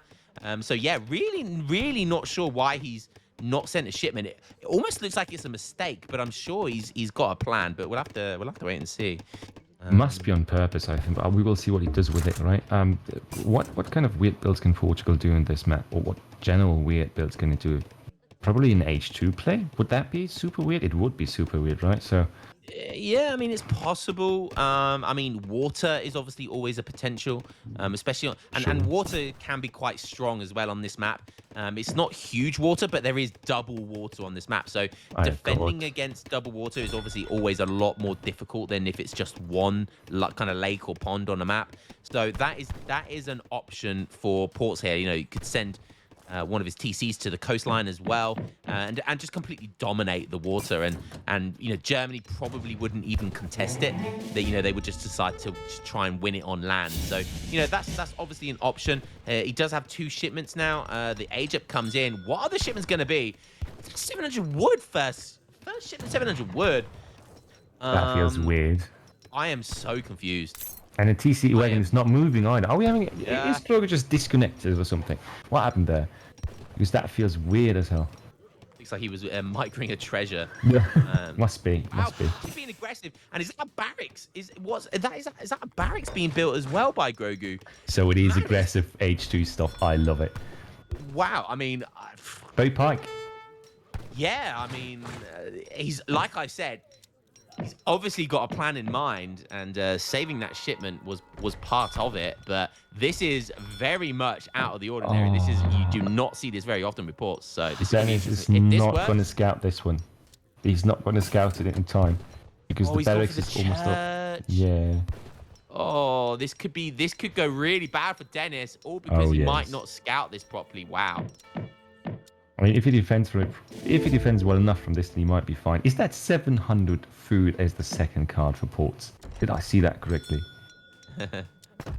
I understand if you send it at some points, right? But as the second card, that feels really out of place here. I mean, in this scenario, the 700 food is actually quite good because don't forget get your production. Yeah, exactly. They got double TC, so it's actually a good idea. And I mean, this takes me back, man. I remember playing Portugal, you know, back in my vanilla days, and you know, they did have some crazy all-in H2 rushes, and this is kind of taking me back to that. And don't forget, you know, that forward TC can kind of act as an outpost, like a shipment point. So when they start sending the unit shipments that you already see now, the military unit shipments, they get bows and musketeers, then they're going to come really far forward, you know, in the middle of the map. So, you know, from that perspective as well, it can make their rush very, very scary. Also, don't forget, early Minutemen as well can come out because obviously, again, that TC's far forward. So, yeah, I mean, this can work really well. And it's looking like it's definitely caught Dennis by surprise, at least here. Yeah, now we've got the 5. Oh, is he going to get away with all those? No, one. Just one lost pike traded for that market. I like it, honestly. Good enough, in my opinion. And also takes away a bit of cover for the base of Dennis here. So, is there a second market in the back already? Never mind. Well, that's 100 I mean, he's forced a response here from Dennis. You know, Dennis definitely didn't want to do this. Wasn't what he had in mind at the beginning of this game. So just forcing that, you know, is made, you know, and that's how you force mistakes from your opponent. You know, they don't do the status quo. You know, they're forced to do something. They're forced to adapt. and then they can very easily be forced to make mistakes. So Look we'll at see. the mass here. That's just one barracks training this, right? But one shipment of 6 musketeers as well. So really lots and lots of heavy infantry going around. And I think Dennis is just not willing to send in 8 crossbows or something to counter this efficiently, or to properly counter it. I mean, he's popped it. He's popped at the moment as well. And I was just about to say, I think Grogu definitely wants to force the pikemen onto the houses if he can. But again, look at this. Uhlans being a pain in the backside, because they get those 3 Uhlans just running around the base. Don't forget, there's only 1 TC in the base as well. So they're not covering a lot of ground, and that really slows Portugal down. So nice raiding here by Dennis as well. Absolutely, yeah. And I mean, the mass is still trickling in, but now it's a bit slowing down, of course, since we don't have the food income that you need to produce from 2 barracks and 2 TCs at the same time here. So Grogu putting a lot of pressure on the German player. I really like that unorthodox Portuguese gameplay here, to be fair. The raid gone wrong though, losing a Ulan there, and also being aware that you can't really push into that base from that angle anymore. Yeah, and just sending 2 musketeers back was all he needed to do. So really smart play there by Grogu. Scores are really close right now. I'm gonna go in for him, but they're gonna get cut down. And yeah, I mean, it's not just age 3. I mean, it's age 2 mass by Germany. You know, they just get so much stuff. And Grogu kind of not paying too much attention to what's going on here. Yeah. Doppelsodden's now coming in. Looks like he's happy with the skirmish and wants to add some siege in here to really start applying pressure to this forward base here. 22 villas, but plus what, 8 villagers? Is it 3? Yeah, it would be about. I imagine he's shipped in his villager card, so probably about the eco is probably very close. Yeah. So look at that switch though. Look at that. I mean, the dops are they in place? Yeah, they are in place. Thankfully, otherwise this could have been disastrous. Yeah. That was a good prediction by Dennis here. Yeah. That honestly could not have been a sweeter moment. Does Dennis have line of sight on the stable? If he doesn't, then that was unbelievably fluky timing. No, he doesn't. Wow, Dennis getting really fortunate there. But it pays off. Yeah. But I mean, I do think that it's a more or less safe bet to reduce those 5 guys, because if you don't get that reinforcement of Cav to protect you, to endanger your skirmaster, then you can just go on and, as you said, siege, maybe even get down the entire front base there. At the same time, if you get Cavs, which then you are in a lot of shit if you don't get the entire Cav. So it's almost a safe bet here. To put them out, I mean, it kills 2 birds with 1 stone, right? So he can apply pressure with the siege, or it can be used as anti-cav. So, it's just, it kills 2 birds with 1 stone. It's very smart play by Dennis just to have that kind of knowledge of the game to make some doubles on this. Nice cut-off here by Grogu. I also like that one. Just playing it clean, and I think just a lot of quality shows from both players overall. Just Grogu with a very alternate playstyle to a very meta-oriented Civ, in my opinion, which I always love to see. And Dennis still being able to defend from this quite capably, in my opinion. And aging up now as well. Love it. Yeah, might even go for vets, dops. Sorry. Yeah, maybe. I mean, do we see a stable? Yeah, we do see a stable. I think he'll just go into. He's using the dops as a siege option and a bit of anti-cav until he'll go war wagon and skirms. But what I like about the only problem I'm worried now for Grogu is that Dennis is going to have the tempo, right? He's got a shipment as soon as he ages up. That's really nice. It's going to be the war wagons. They outrange musketeers. They kite musketeers. So I'm worried that Grogu isn't going to get this age up timing that he wants. If Grogu can time the age up before this push from Dennis, then he'll have 2 TCs guarding the front. He'll be able to get 3 organ guns protected by 2 sets of Minutemen. All of that sort of good stuff. But Grogu needs to age up right now. And he is. He's 2/3 of the way up. So I think he can probably, if that TC goes down, I think he's going to be in a great position, actually. Yeah, absolutely. I mean, it really depends, and they both played it out right here. I think the composition is also, I mean, the crossbows are just something that Dennis has invested a lot in, but can't really upgrade it afterwards, while the musketeers are a perfect unit still for Portugal, in my opinion. Gee. War wagons coming in. Addition. But there is double sets of Minutemen, don't forget. That's going to be difficult to push into. True, true. The reinforcing TC is really strong in the front to just fortify the positioning more, just as you said. But I think it's all going to be about the pop of the organ guns and the positioning of the organ guns. Is Dennis going to be able to, pull back from that safely, or is he even going to be able to snipe those organ guns at this position? I think that's what it's all about here. And here they come, and where's he popping at? A very risky place to pop them, and Arthur Erland's gonna get involved. He kills one of the organ guns, but two of them survive. Minutemen coming in to reinforce. The Hussars are snaring everything, which is really smart. The organ guns are gonna get more hits. Good. Is it gonna pay off? Is this gonna pay off now? He's diving in. Does he need to here? I mean, I mean, Dennis is on the back foot. Yeah. I mean, he's got reinforcing war wagons, which is great, but I think this has already paid off just because the way that he put those organ guns to the front was quite risky, I agree, but he also was able to seal off with the coin mine in the southern part there, to seal off against any melee attack and just do the damage that he needed to do there. Insane play and really, really strong strike here from Grogu, putting the pressure on Denden again. Yeah, and Dennis now knows, he's gonna have to continually apply pressure here. He needs to do something, otherwise he's gonna just get outscaled. And Grogu's gonna know this as well. So Grogu will be happy to sit back here. He's on 3 TCs. He doesn't have Fatorius, but 3 TCs versus 1 TC. Dennis is gonna get outscaled here. And the problem is, though, like the 9 Ulan shit coming in. He's going to be 8 behind it as well. More skirmishes shipments, crazy shipments. And now he's down to only 1 batch of Minutemen getting made here. And he's basically got Musketeers, an H2 unit. Yes, they're veteransy, but they're an H2 unit. And this could now be a problem. The question is, how fast can Grogu transition to Skirmgoon, because his Skirmgoon is, I think, superior to Germany's standard Skirmgoon, with Huss added, of course, with Ulan's added. That's a different story here. But I mean, we are already fighting. If Dennis can contain that number of Skirmgoon units overall, then he might be in a decent spot. Might even be able to... Oh, look at that, snipe the artillery. Yeah, he's going to get 1 for sure.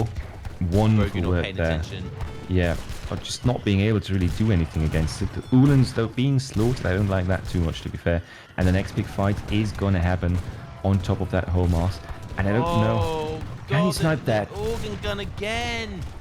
Grogu just hasn't been paying attention to his organ guns. He's lost every single organ gun has been lost, really, because he's either been too aggressive or he's not been marking them properly. But it probably isn't going to matter anyway, because wow, just like that, he uses his organ guns, but it doesn't matter. And wow, Grogu with the age 2 ports, making it look easy, man. Well, not easy, but making that look, taking that with a stride as well.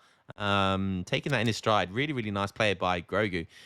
This Civ, man, honestly, I've got something about ports. I honestly think ports are OP, and maybe Grogu's agreeing with me there, making H2 ports look OP. God damn. That was just smooth as hell, to be honest. I mean, a lot of back and forth there for sure, and I wouldn't say that was all focused on Grogu just outplaying Dennis all the time, but the positioning with the organ guns initially was insane, in my opinion. The fact that he was able to cut it off so easily and still do the damage. I think he still got to volley off with all 3 before the first one got killed, so a lot of value there. And he did lose the other ones to snipes most of the time, but both snipes were also quite costly, I think. So really getting at least some trade back for all of those organ guns there. So wow.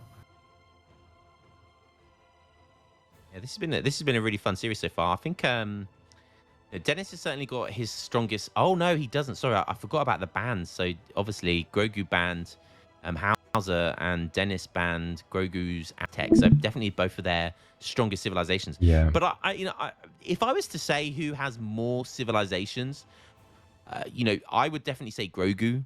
I think I've seen Grogu play a more variety of civilizations. Dennis, I know, still has India to come, which is definitely one of his strongest civs. He plays Ethiopia, which is a very strong civ. But I think he plays France and stuff as well. So Dennis still has some good civilizations to play, but Grogu plays a lot of civilizations at a high level.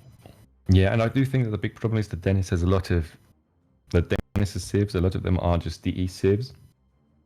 And that sounds weird, but he is still, in his playstyle, he's sometimes a bit too close to those hardcore legacy enjoyers, right? So I think that his playstyle is rather limited sometimes for the fact that he plays a lot of DLC civs, right?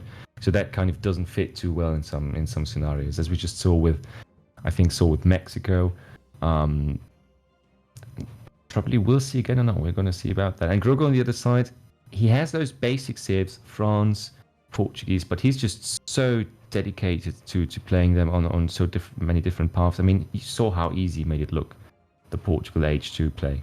It was insane, and I think that is just quite some skill there in comparison. Indeed. Right, I think that's going to be a quick toilet break for me. Sure.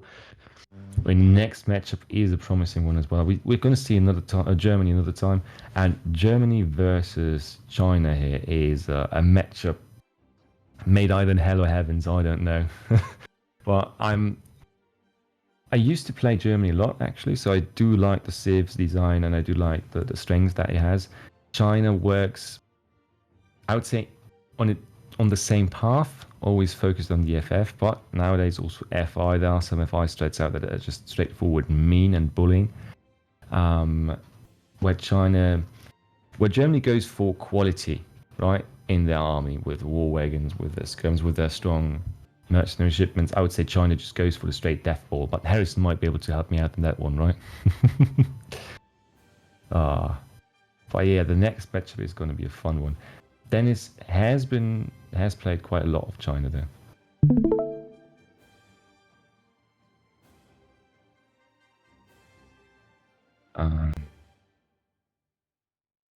Wheat stuff. So we are loading into the game. We just found it now.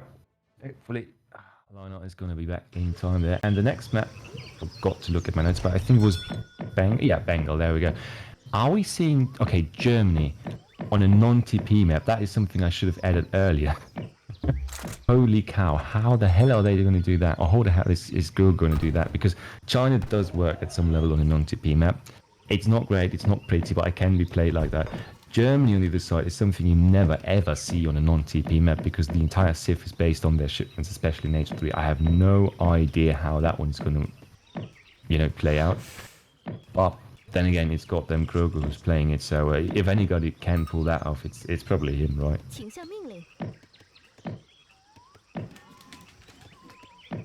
Especially because, Monastery Start is an interesting thing to see here. I mean, that's going to substitute more or less the XP that you would otherwise get from a TP. Not as good, but then again, it has an advantage over Germany's church because you can build that thing in H1. So early XP going to go to China here for sure. We're going to need another house, and I think that should be a food treasure for 100 food probably, right? That Dennis is trying to pick up right there with his explorer. Getting criticals left and right, love it. Yep, that's the treasure. That's going to enable a much faster age up here. Another critical there, because why the hell not? That Chinese monk just doesn't give a flying F there. Taking the crown and taking the food. Dennis now putting down a house, yep. Not being housed just yet, actually sending the T-export, so he is still going to go for very standard China build here. I think both players tried that as a surprise pick, right? But that is the third game. Dennis lost the first one, so it is Dennis who counter-picked China here. So did Grogu blind pick Germany? Is that, short question of production, is that correct? Did I get that right? But must have been, and that is crazy as hell in my opinion. 1-in-1 going crazy. I love that already. It looks like a very standard Chinese deck. A few upgrade cards are lacking in H2 probably, but units, more units. Wait, show me that deck again, please, because that's just more units than my brain can comprehend, I think. Holy cow. There is 1, 2, 4. Okay, 3 real upgrade cards. Wow. The rest is all units. You are back in time. That's the sort of deck we like to see. Juicy. And now I want to see Germany, please, to recover from the shock I just got from seeing China and Germany on a non-TP map. What do you say about that, Lionheart? I'm lost. I'm still lost for words with that Chinese deck. It's insane, honestly. And then we got Grogu with that deck. Wow. I love it as well. So it's not as fancy as the other one, of course, but there are some peculiar cards in there, I think. Is that melee infantry damage in H2? Probably. Yeah. I have to ask you, I haven't seen that in a long time. Hand infantry attack, yeah, so pikes and double surgeons. So Are we going to see a doppelzerder play here from Grogu? I would not put it past him to play that way. I would love to see it actually, but still curious as whether or not we're going to see that. But I think I'm on a safe bet if I say that we are going to see H2 aggression from Grogu, because I just don't think that he's going to go for an H3 try without proper XP generation for Germany here. Yeah, I mean, there's a lot of cards in there, right? So if he wants to get those cards, he's gonna have to make his own XP, and how's he gonna do that? He's gonna have to kill units. So because he's got so many military units, maybe he'll, the idea is that he'll kill more military units. But China, I've seen recent kind of China, like Python, who's probably one of the best China players at the moment right now. I've seen him basically start monastery without even when there's TPs available. He starts monastery, so maybe that's all part of his big plan, and you do get some useful text from the monastery as well. So look at that one. If the monk comes, do you think that the monk and the disciple combined can actually take down that settler wing? I don't think so, right? Hopefully not. No, they won't be able to. No. If it was a normal villager, maybe, but they won't be. They certainly won't be able to kill the villager in time before the outpost goes up. So that would be brutal. But this is important for Dennis. Dennis sees this, and sieging it was really important. He actually should have sieged it earlier, because you can do a lot of damage, whilst the foundation is being built. So yeah, he could have done a bit more damage actually, but that's really important, because what I've seen recently is and this is exactly what China's doing. They like to kind of go for this fast fortress where it's sort of a semi-fast fortress. So their first shipment in Age 2 is going to be a unit shipment. Normally it's the cavalry, but the steppe riders, but this time, because he sees that outpost, he's going to adapt and make bows instead of steppe riders. So that's interesting. But yeah, I mean, is he going to get out to fortress? 700 gold is what normally will be coming behind the unit shipment. But is he going to be able to get them in time? Maybe he's got 2 batches of Minutemen, don't forget. So he gets the pikemen and the sort of skirmish type units. So is that going to be enough to hold? Yeah, it's going to be close. He does have his monk as well, don't forget, with the disciples. So maybe this is going to be enough to hold, but we'll have to wait and see. Honestly, I don't know why the hell he didn't start with the steppe riders, because steppe riders here might have been just enough to kill this thing before the pikes arrived. I know that the pikes are the obvious choice here to go for as Grogu, because you need the pikes as soon as possible. But just imagine the 7 steppe riders with the one ranged Minutemen batch going out there. I think they could have cleaned the entire first push by Grogu without sacrificing too much. Yeah, I think that would have been a good option. I mean, it's high risk, high reward, right? It's a complete guessing game, because Dennis doesn't know that he's going to go bows first. Often with these tower rushes, you will see a batch of 5 pikemen along with the 9 bow shipments. So it's just complete. It's complete guessing game. With these sorts of things. So yep. I was picking up a treasure behind this, so whilst he's being pressured, you might as well pick up a treasure. That's more experience. It's how much? What was it? It was I don't even know what the treasure was, but it's better than nothing. So he is going to be aging up now. So he did manage to get that age up, even with all this pressure. So that's really, really nice. And what he wants to do now is just ensure that he can have enough resources for both batches of Minutemen, because he knows that's coming, right? He knows it's coming. Grogu's gonna see, no doubt. He'll see that wonder going up. He does see it, and so there's definitely gonna be a timing here. So he wants to make sure he has enough resources for both the batches of Minutemen. It looks like Grogu's going for it a little bit, and in comes the sentries. And bad pathing here.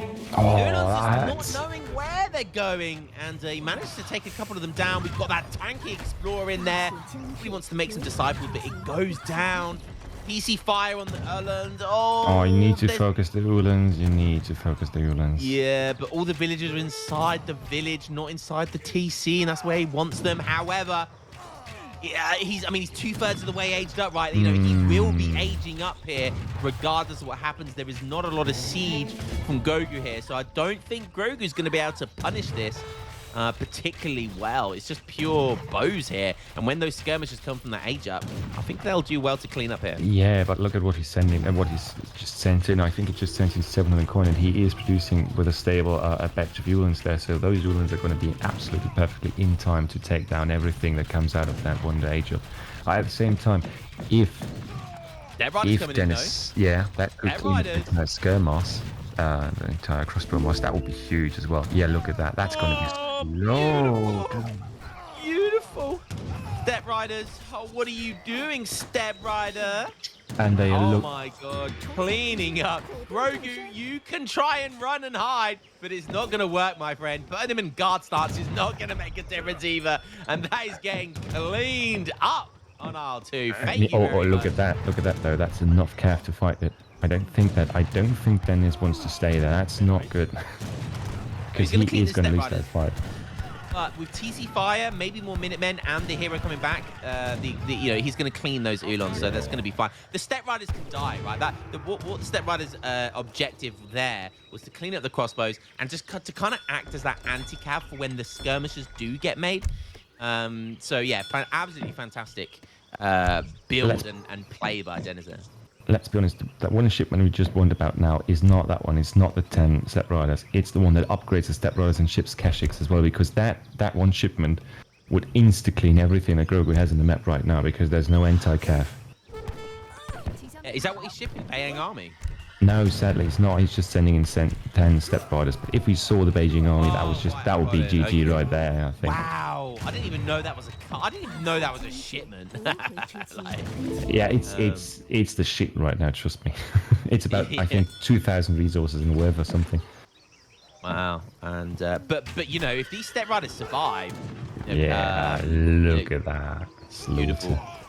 Beautiful. And if these Step Riders survive, you know, they've got really good siege, so Reed can do a really good job here. If they survive and Bayang Army comes in, you know, that's going to be a lot of Step Riders that are going to get upgraded here. So maybe Bayang Army is going to be next for him. A lot of XP got there as well. I feel like he could have stayed around that and sieged down some infrastructure there, or even gone for the raid. I'm not really sure why he decided to back up. I think the problem is that his units are just so glassy, right? So they do proper damage there with siege and all that. But if you just get hit by pikes or even by the 3 double sudden shipment, then you just lose the entire Cav, and Beijing army is just going to not going to be worth anything anymore, right?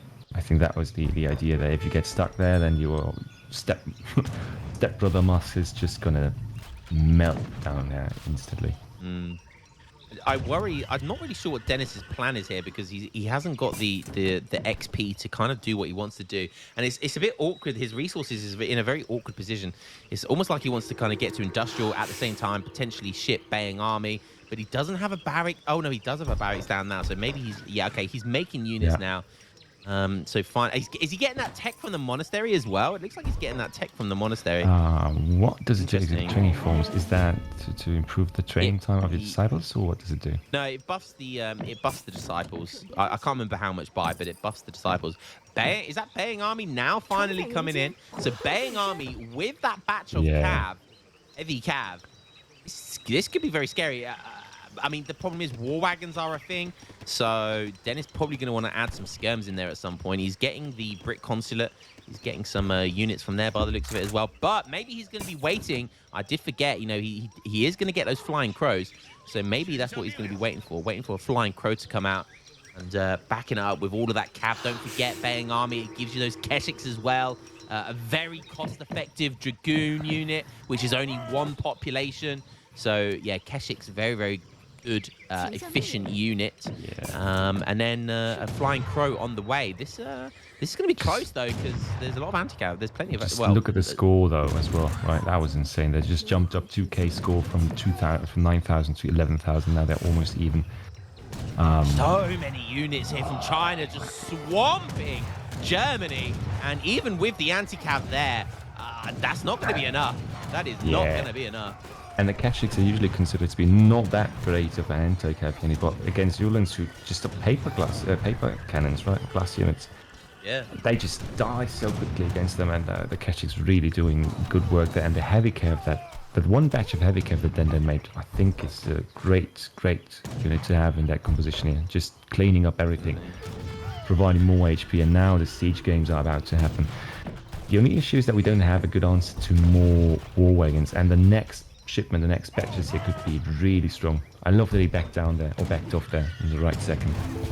Yeah, definitely. And oh wow, Never mind. Going in. There's some Changdao getting involved now as well. The Flying Crow needs to target the war wagons. It does, but it doesn't do a lot of damage. This is going to be close. I honestly don't know who's going to win this out. I think China will. but those step runners and cavalry are going to get melted. There's the Keshiks, there's just not enough of them to have a high damage output, and War Wagons is going to boss everything here, I think. I guess let's just call it a draw or something. That is what this situation looks like, especially with the reinforcing skirms coming in there. But really an awkward fight for both players. How are the vill numbers looking there? 30 villagers, with how many of them being settler wagons, if we can check that? It'll be 38. 37. Lost one settler wagon somewhere, it looks like. Oh, has he? Oh, wow, yeah, so he has. Okay, so... I think probably the front one could be that one. Oh, so basically he's on 38 villages. Yeah, and Ezad in chat pointing something out very crucial. I think I would agree with that as well, that Germany at this point has the better economy, especially because China was not able, I think, to put through the German trickles in the consulate. With that, I think Dennis would be in a much better position. But now the war wagons are just getting massed, and his own skirm mass is not really that convincing, to be fair. Yeah, I feel like when he shipped the 10 Keshiks, he made a mistake of backing up, and he had an opportunity to siege down some infrastructure. And because that infrastructure survived, Germany are just going to out-tempo, the opponent here. And it's just shipment after shipment, and their shipments are just better. They have the best shipments in the game because they get 3 Ulons, right? So they have a 9 Ulon shipment, 8 Ulons, 8 skirms and 3 Ulons. Like their shipments are just better. And when you add all of that up, they got a great eco behind it as well. War wagons are a fantastic unit, and when you just put all of that together, it's just such a deadly recipe. And because that infrastructure survived, it just couldn't. He needed to disrupt that infrastructure economy that Grogu had, and because he hasn't, he's now on the back foot. So. Yeah, insanely well played by Grogu still to pull this out, I think, and really leveraging that advantage of shipment, and especially interestingly the economic advantage, in my opinion, is what really pays off here. Sounds weird, but since China just didn't get to play the usual setup game with all the consular trickles on top of the normal economy, they're just not going to be able to recuperate from this, I think. Yeah, I mean, using his village as well there. Oh, and musketeers coming out of really nice places as well. And maybe China death ball. Maybe this is going to be a thing. Cavalry coming out, snaring. We've got some Keshiks. We've got lots of skirmishes now. So the war wagons are not going to be the big bad boss they once were in the earlier fights. Musketeers getting stuck in with their melee bayonets, in everything, and maybe this could be a chance for Dennis to get back into this game. Just as we started shit talking him, he actually manages to put himself back into a good position. I just love this. A good back and forth between those two saves, both some of the best of the game, right? And I think both players are showing us why. Indeed. But just as we say that, look, there's more Ulons coming in. 8 of them. And there's not a lot of anti-cav left. There are still some musketeers in there. There's a couple of Keshiks coming in, but it's just not enough. The war wagons and skirmishes are going to deal with them. And just as it was looking maybe like there's a comeback on the cards, the Uno reverse card coming in from Germany, but back to a stalemate. Maybe Dennis has a chance here. It just feels like the worst game of tug and war that I've ever seen here. Just back and forth all the time, and you think from shipment to shipment, right? Basically, that is what's happening here. But honestly, with the Manchus, I think Dennis might be able to solidify his position again, which he needs to push it back out onto the map and get some economy back into his base, because he is eating berries right now, and there's not a lot of berries left there. Yeah, Manchu, you cannot underestimate that unit. Like, it's one of the most underrated, but definitely one of the stronger mercenary shipments in the game.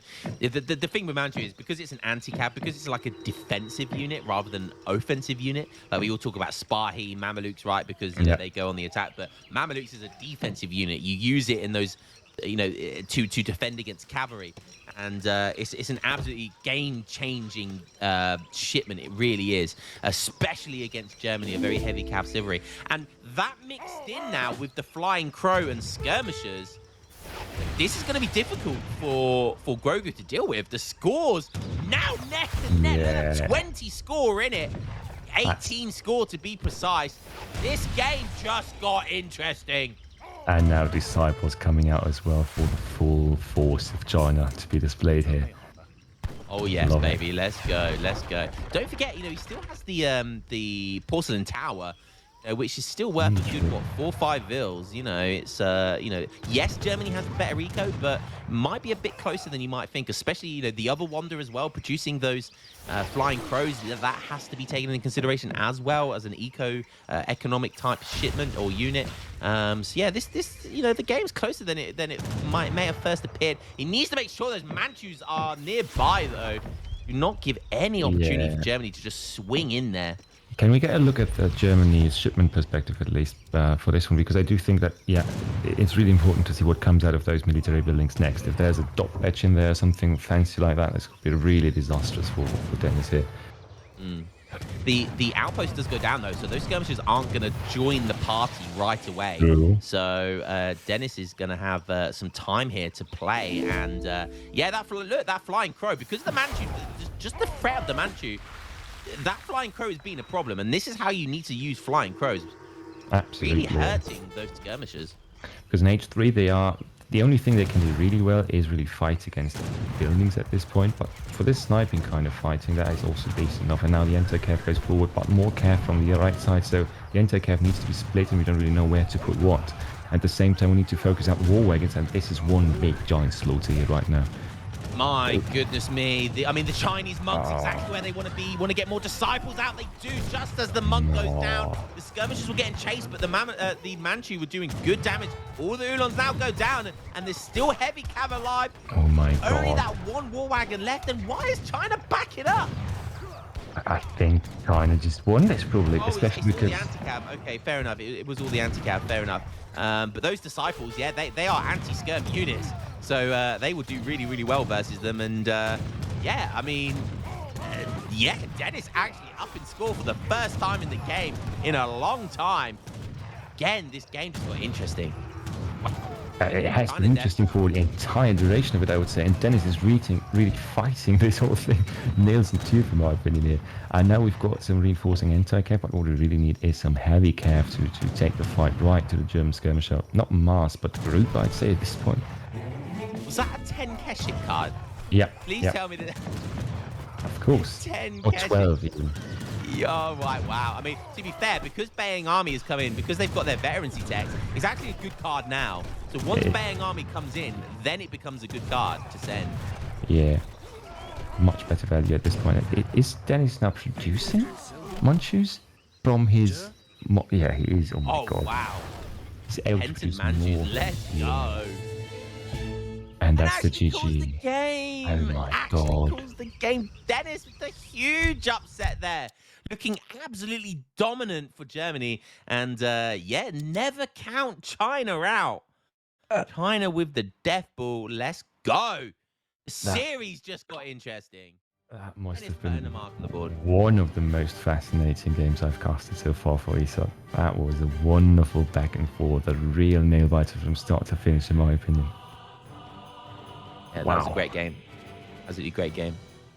Could have gone either way. Could have gone either way. Absolutely. That's what I'm saying. I think if you look at that game again, right, you can't tell who's winning it until the last 30 seconds, probably. Yeah. Wow. Jesus Christ. But they really, I think just Dennis had that one timing, that one great fight, really took it all and I also think that Grogu overestimated the effect that his Ulans would have there in this fight with the Manchus being in place as well. Because the Manchus just ate up everything they got a shot at. That was wow. That was wow indeed. Fantastic game. Yeah, I'm just a bit speechless, to be honest. Yeah. A brutal slaughter that one was, and slaughter on both sides. I really thought that Dennis lost it in the first few minutes because the pressure that Grogu applied was just so great. But then Dennis with the step riders really got a decent breathing room again to get his plan going more or less. And even though the economy was better for Germany, the Chinese deathball just deathballed again. It seems Deathballed again. Yeah, making that deck look good. Yeah, but how much did we use? I mean, like, we used 2 H2 shipments. in a deck where you only have 5, which is insane enough. And 3 H2 shipments, right, for the infrastructure, maybe even more than that. And especially Germany and China on a map like Bengal without, yeah. Interesting map to pick China on. Especially an interesting map to start with Germany, because And I think that was Germany, happened. Yeah, yeah. to start with Germany as a blind pick and then to counter pick Germany on this map with goddamn China is very brave. I mean, I don't know if Dennis feels confident with his Maltese, but I do think that on this map, Malta as a counter would have been perfectly fine against Germany. It's at least my perspective. Wow. Right, we are just waiting for game number 4. Which by the way, I have to be the bringer of bad news at this point, because the game 4 is probably going to be the last one that I can attend. I'm sorry for leaving you boys alone here. Leaving me by myself. I see how it is. But I do think that there are some very capable people here in chat at the moment. I'm thinking, looking at Rob Broad or looking at Harrison, who's probably still awake here, right? Or some people from the Age of Bison clan, of course. So we do have a really wonderful pool of casters here. So if anybody wants to take over after game 4 for me, I would be very happy to have that. But yeah, I mean, after this game, we are going to see some more action, hopefully, in the next one.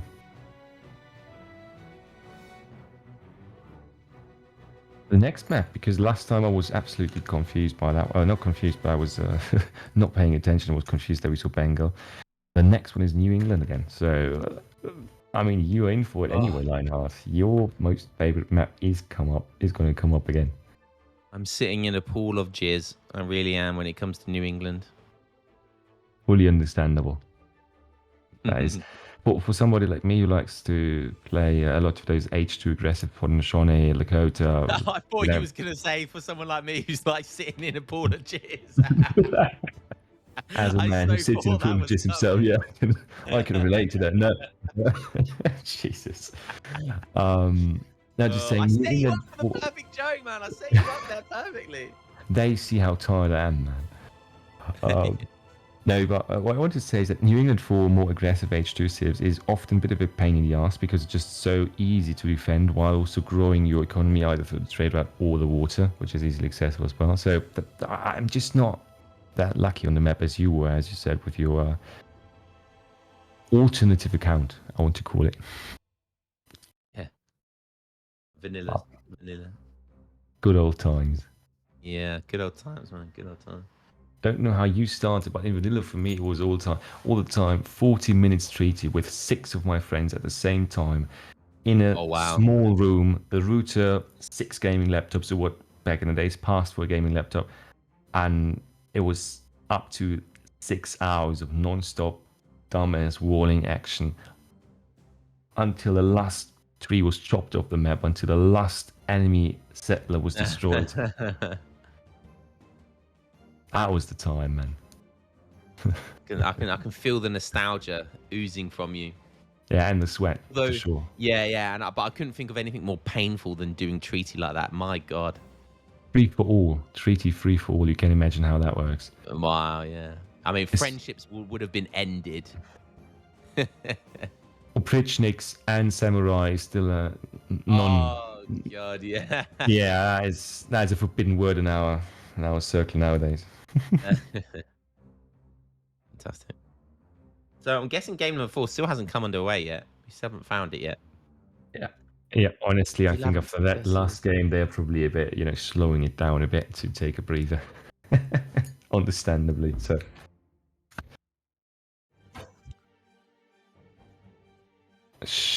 Ooh, that is a matchup. Yeah, production just informed us that on New England, we've got Ethiopia from Dennis, which is an interesting pick.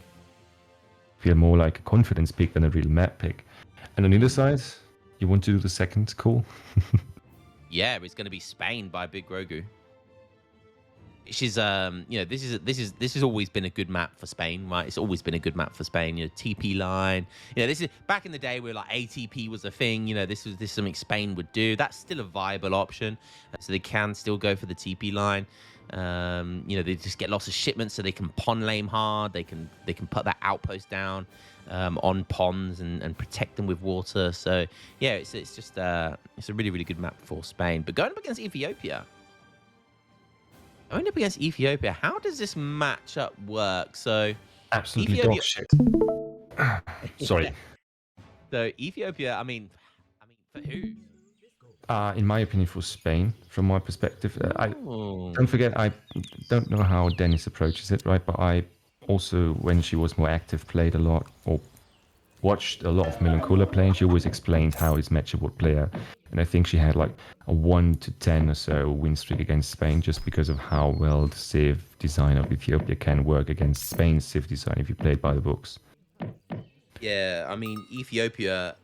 I've played Dennis's Ethiopia a couple of times. I think the last time I played Ethiopia though, I think I played again with my Spain. I think he did some kind of fast fortress and somehow managed to get a load of artillery out with the fortress. So yeah, we might be pleasantly surprised in this matchup. We might see something different to what we're used to. Yeah. But I imagine we'll see the Red Sea Wagon kind of push here, because I think that is definitely their strongest option. If we take a look at his deck, it does have boats, has come prepared. It does have boats, but I mean, slightly more stacked in Age 3 than Age 2, so maybe that's an indication. Usually, if you're prepared to stick it out in Age 2, you're gonna have all of the Age 2 shipments available to you, rather than having 4 Age 4 shipments. So yeah, maybe that's an indication that, or maybe we'll see a semi FF. Who knows? Spain, I think, is going to be pretty obvious. I mean, I say pretty obvious, but this is Grogu we're talking about, so I guess nothing's obvious with this guy. We saw an Age 2 play with Portugal, so I think after that, anything goes, right? Just look at how close those two not treasure contestants, but treasure actions, I guess, are at the moment. That could have been easily stolen by Dennis if he had the eyes to look up there. But then again, I think he'll see it as well. And this is the downside to the African explorers. Oh, that is close. Oh, Spain's walking the right way though. Oh no. That is unfortunate. That is so unfortunate. And he doesn't see Spain's though. But that's Spain. huge. He's got the crack shot as well. Still has the crack shot. Get there. How much is that? All of that work that Dennis put in. Aging up at 2 minutes. Aging up at 2 minutes. Are you insane? That's wait. How? Because of the treasure. Did I miss something? That's two treasures. That's two big food treasures. Food. Oh my god. Oh my god. He's aging with 14 villagers at 2 minutes. Because what you usually see with Spain is 15 or even 16 villagers at the 3 minute mark. Like a 2 minute 40 age up is really good for Spain, let alone a 2 minute age up. Dennis must be screaming so hard right now, man. That is absolutely terrible for him to start the game off like that, especially against the Civ that it needs its tempo to evade the timing that Denden can get from this one. Oh, damn it. I caught the name out. There we go. Well, you see where I'm going with this, right? If Spain can get to H3 more or less unfazed and then hold the timing that Dennis is going to put up against it, or even the H3 timing, then I think Spain could be fine, right? But we will see about that. With that extra timing advantage, though, it's going to be very hard for Dennis to put some damage down in H2 or to get the proper timing in H3 before Spain just snowballs as well. I'm seeing Kylie in chat as well, by the way. Certainly Kylie, who is one of the people involved in that nefarious build order that has been popularized by Middle Cola as well. That 2 Rex starts where you just push out units like a maniac. So Kylie, you are at fault as well. I call it the triple racks because of the free kind of native thing you get as well. Because once you start getting influence, like you're making units from it, so it's essentially a triple racks. And it really is absolutely filthy. Grogu going down with an early barracks, and God. What is this? Like this guy? A 3 fortress age. Like you are not defending Fortress age when Spain age up at 2 minutes. Like you're just not defending that. Yet he decides to play it in age 2. Oh yes. Oh, I He's love just this. asking to get countered by the triple racks. He really is. Yes, he'll have units out. Gas Kenya are a really fantastic musketeer unit, and I can only imagine Grogu's going to go Musk Rod here. And So sending that 8 is, pikes first, that's the most aggressive you can go. And that is so risky. if I might throw some unnecessary wisdom in there, I think the main strategy that Melancholia advised me to play against this, but the best thing that works if you play Haudenosaunee or Lakota against it, is to rush as early as you can against Ethiopia, because it's not really an early rush, the triple Rex below there, but it's a bit delayed, but then just pumps out units on, you know, not stopping with unit production ever. And that's the point. If you get in early, nice and early, then you can disrupt this whole scenario and maybe do enough damage to just never make it happen. It's a very good point. Usually you see it come out and sort of settle by like the 5.5 minute mark, like where the foundations go down. So you definitely have like an opportunity to take the map control and like, you know, at least force the barracks behind the TC or within the TC sort of thing. So that is definitely a good point, because I did notice that it's not a really fast rush. It's more like a very powerful rush that comes in a bit slower. But yeah, I mean, still though, I don't even know what we're seeing right now from Dennis, but it doesn't look like. Oh wait, no, we're going to see a forge.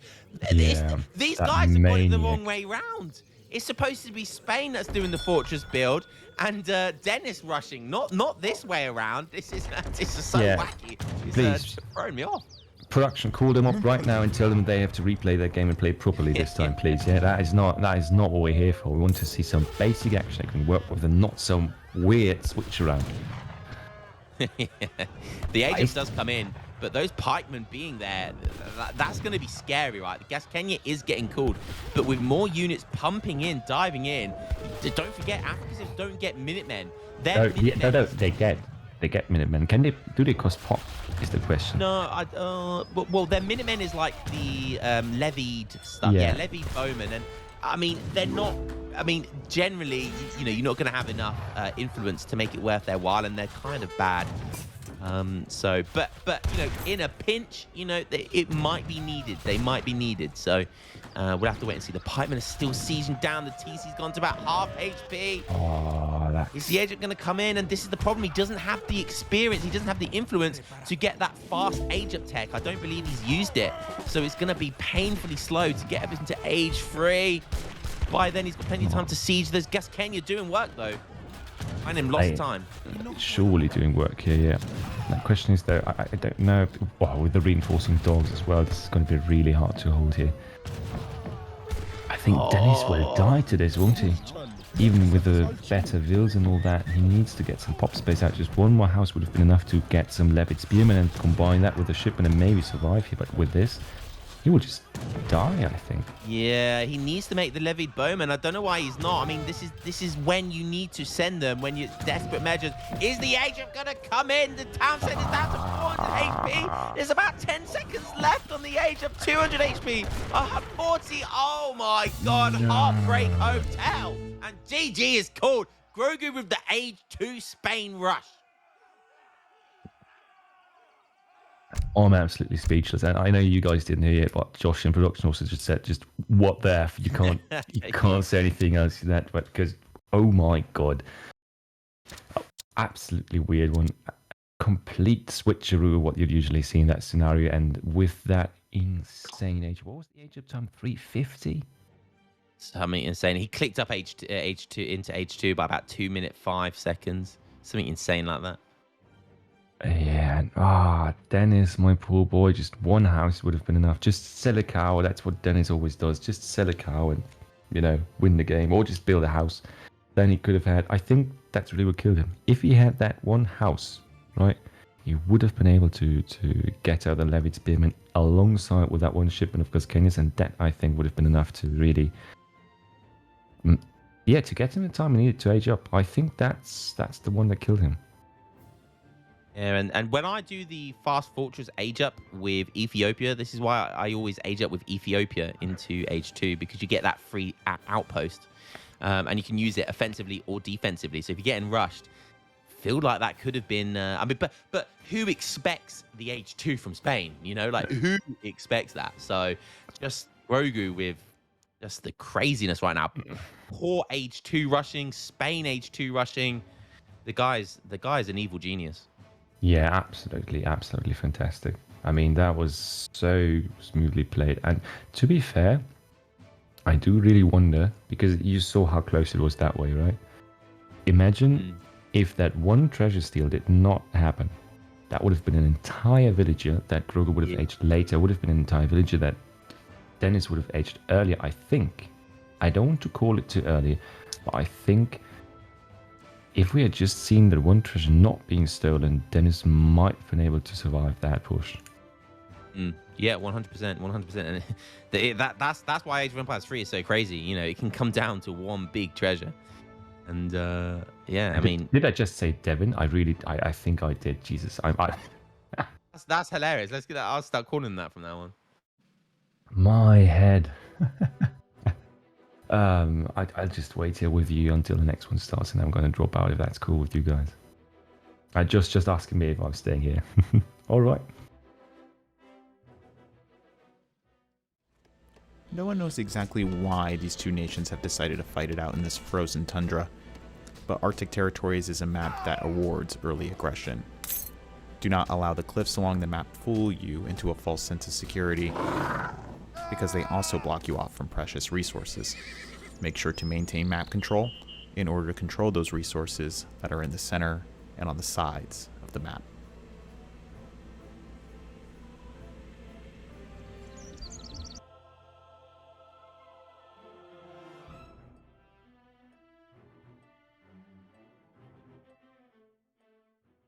To pick up for me though, if I did read that message correctly. Sweet. Oh no, I think I'm no second cluster. Yeah, Robert, what? Come on, don't be shy. Hop in here. We can certainly use a man of your talents because, well, Spain is going to be playing the next one. That's a sign, man. That is literally a sign. We need that Spanish expertise. And Hopa, if you want to cast, we surely want a second one. If you're up for it, for sure. I will just hand it over to whoever comes first and whoever wants to do this. But get it figured out. I'm just going to do the first few seconds. Oh, I mean, if you want to do the intro and then call it a day. Of course, ladies and gentlemen, for the last time today, I announced the next round of this tournament here. Arctic Territories is the map that we're going to play on, and Dennis is playing the Spanish Decisive that we just saw, victoriously emerging from the clash with the Ethiopians. And Grogu on the other side is hands down all in with his Brits, because he's on match point here and he's not coming to play, as we saw before in the last few rounds. And especially Brits is a civ on this map that Ladies is and gentlemen, as strong as it is dangerous, in my opinion, as a civ pick. Love Josh zooming in on that treasure, which the beaver's den was literally suspended in midair on that tiny little cliff face. I'm not gonna lie, I've seen that before. Like that is. Oh yeah, it looks like hammers, right? Yeah. Oh Jesus. dearie me, that's brilliant. What treasure is that going to be? Wood or food or XP? Food, 120 food, I think. 140 seems a bit steep there. 120 food. Never mind, I'm going to shut my mouth. That is, and for Spain again. So Dennis might just reverse card this one as well. And if he plays it at H2 and wins this, then I'm never going to say that Spain can't play at H2. My God, 120 food. Oh my God! If he picks up another food treasure, this is going to be insane. But do you have a much more familiar matchup? Got ourselves a good old Brit versus Spain matchup, and this is similar to like the Spain-Germany matchup. You know, this is very much the same, but now Spain's the one on the back foot. So both these have been pretty good, and but Brits have all the options to deal with Spain. I've played this matchup so many times before, and when you play a high-level Brit player, it really shows how difficult and of an uphill battle it is for Spain. Like with the Germany versus Spain game, we saw Germany actually win that. In this matchup, Spain do have options. They do have options, but it is an uphill battle, and sometimes it's a bit of a guessing game. Spain have to kind of either dive all in, or they can try and eco it out, and they kind of got to play on the fly. But yeah, Brits just have so many options. They can dip in and out. They can dub and dip. They can go full must cuss and really dive in. They can even go Virginia General Assembly. And that's Virginia General Assembly. Go for the Virginia Boom. Is it Virginia Boom? I can't remember. And essentially go VC, for like VC, and essentially go for max villagers, and then go for like the Pioneers villager pool. To counter. So the Brits can play this in so many different ways. All of them are effective. So yeah, we'll just have to. I'm interested to see how Grogu's going to play this game.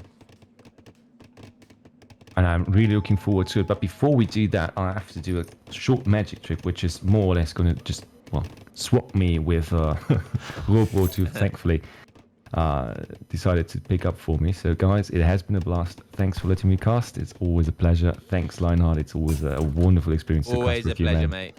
Always Huge a pleasure. shout out to Thank you very Josh for support. I mean, the production value is insane, as you all can see. And Robert, take it over, man. All right. Thanks, MFD. As always, what an absolute beast. What an absolute legendary caster. And whilst we wait for the next caster to come in, what we got going on right now, we've got an H2 just about come in for Grogu. So Grogu is in H2 now. First shipment's going to be 700 wood. So very, very standard. Mana's going down. Do we see a forward base here? Do we see a forward base from Grogu? I can't see a forward barracks just yet, but what I can do is what I do see is a wild robot has just joined the channel. Get your ass in here. Tell us how this matchup goes, because I am a complete noob. Hey Lion, hey Chad, and I don't think you're totally noob. I pretty good remember still that you won against me with the same matchup. So that's that's a lie. That's a lie. Oh, calling big robot out back in the chat. Robot, by the way, you should be proud of me. I've reached 2100 elo on the ladder. Oh fuck, I didn't see that, but yeah, I'm really proud. Tell me you love me, dada. But let's come back to the question of yours. I think this matchup is good for Brits, and as we all know, if Brits plays this excellent in H2 with the Muscas build, I think Spain has a really hard time. So yeah. How do you play this, robot? How do you play this? I probably would, if I play as Spain, I would just try to H up as fast as possible to board Brits. If I play this as Brits, I would probably go for the GMT build, because I think personally it's better than the Spain FF, because you get... Wow, you heard it here first, folks. The GMT build is better than the Spain Fast Fortress. Interesting. Yeah, because you can just do much more things with the GMT build, because you can H up so fast that you can even send 1k coin after doing damage, and then you can just H up so fast to H4 and just do what you want. Yeah, I do like the GMT build, and I can't take full credit for the GMT build, Fast Fortress, but I did kind of make the Fast Industrial. I was definitely kind of innovated the Fast Industrial with the GMT build. I think it was either Callan or Push the Wood. They normally come up with cool, funky builds. I think they have to take a lot of credit for doing the really fast GMT. Fast Fortress with Brits, but yeah, I mean, it's honestly one of my favorite builds. You know, it's honestly one of my favorite builds. But Interesting that you say that. However, I highly doubt we're going to see. Well, we're not going to see any GMT stuff from Grogu. That's for damn sure. But, No, I don't think so. we do see 38 villagers at 38 villagers at what 6.5 minutes. Holy cow! I think this is so. Like I said, I was talking about all the options that Brit have in this matchup, and I think he's deciding to go for the one that spams lots of villagers. And look at this age up time. Yes, it's slow from one perspective, but it's not slow when you take into consideration he's got 39. He's gonna have 40 villagers, and he's aged up to age 3 at 6 minutes 50. Wow, he's clicked up at 6 minutes 50. Interesting. Is he gonna be able to hold it though? That's the question. I think if you look at the time and we see that Spain isn't age up yet and he's still having like 20 seconds to age up, I think Brit can easily hold this because Spain should be up right now, and every second is really important in this matchup. So I think Brit can make mistakes in this one, but Spain can. Definitely. But you already see Musketeers coming in at like 7.5 minutes. That's really nice timing here. He's going to apply pressure. And, you know, Dennis doesn't see anything. However, Grogu definitely does because he's got all of those manners. Like I say, it's a free map pack just out on the middle of the map. So he sees absolutely everything. He's on 40 villagers. You know, if we see Pioneers come in, it's just how does Spain beat like 40 villagers with Pioneers, you know? It's just absolutely insane. Minutemen coming out. To deny those early batches of Musketeers. Musketeers coming in for Brits as well. But there's the age up Cav. And now this could be a problem for Grogu. Has he gone too greedy here? Yeah, I'm interested in why didn't Grogu get a Rex before? Like, could easily cut 2 houses and just build a Rex before to just get some Musketeers that he can save up the minutes, man, so that he don't have to get them that early because the push is gonna come with the 2 Falconets. So yeah, I think we will see a villager pool maybe. No way, and we actually see Briss playing so greedy. He's gone for the TC age up. You know, that will give him a second set of Minutemen. Is that 700 gold being shipped there or something as well? My goodness me. This is bizarre build by Grogu here, and that TC had to get replanted because of the foundation was getting messed up, and the 2 Falconets are coming in at the perfect time. This is going to be close. Is that TC going to go up? I don't think it is. What's happening with the Falconets? The Falconets can't make their mind up. Villager pool is incoming. He wants to take down TC, the 2s. Oh, he's going to buy one before it goes.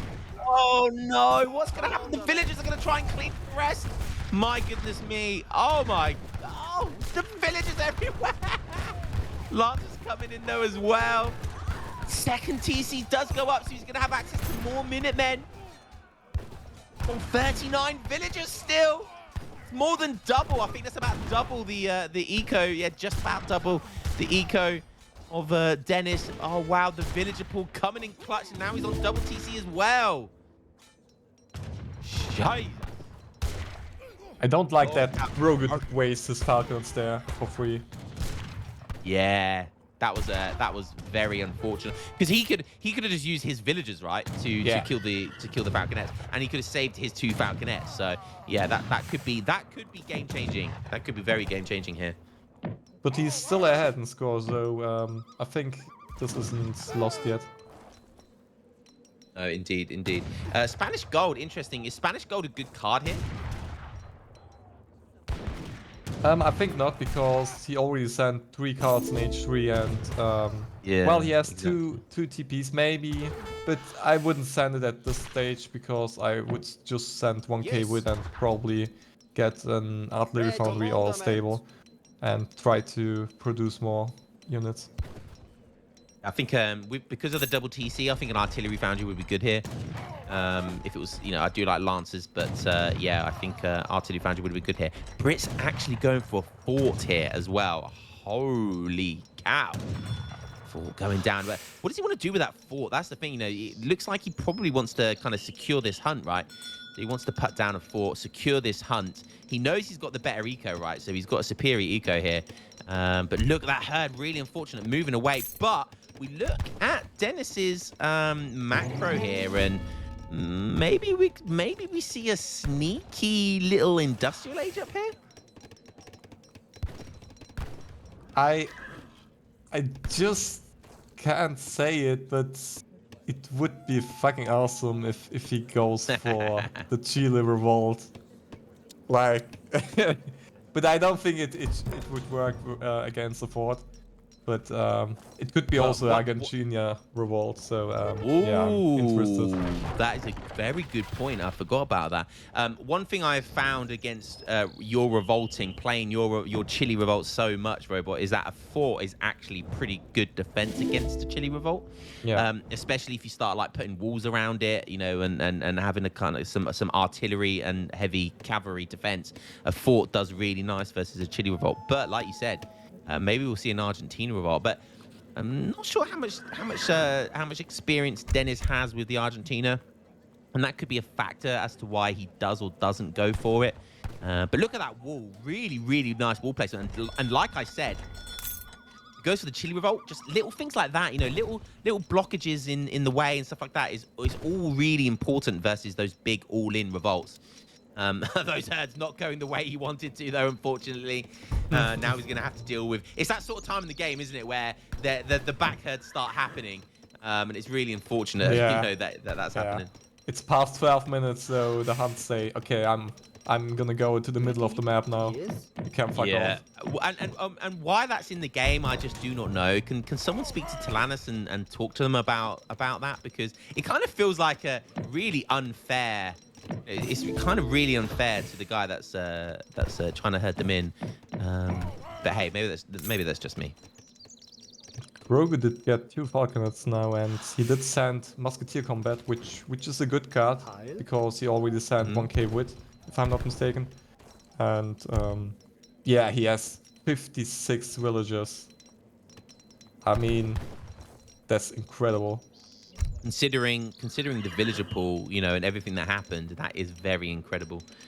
I actually would have liked to have seen Pioneers instead of 2 Falconets would have actually been like a better, because of the way he wasted his 2 Falcons. Shipping Pioneers would have been a much more effective way of dealing with that kind of big timing push by Dennis. But yeah, Agent comes in. 2 Falcons are there, ready, popping from the TC. And this is a classic Spain one. I've seen you do this a million times before. You know, you go for that really early age-free aggression. It's the revolt. Your opponent. Yeah, and then you kind of just back up and go for the revolt. And it just works so well. And he's going for the Chile. No Argentina laming tonight. We're just going for the good old classic Chile, the robot classic. And is that fort going to be enough, though? Grogu, he sees which revolt it is. He sees that beautiful Chile flag. He needs to dive back to his base, run to his little old fort, and hopefully that's going to do enough to survive. He does have the villagers, don't forget as well. Is it going to be enough, though? Is the villager pool and the falconets and the fort and everything, is it going to be enough? We'll have to wait and see. Gonna be close.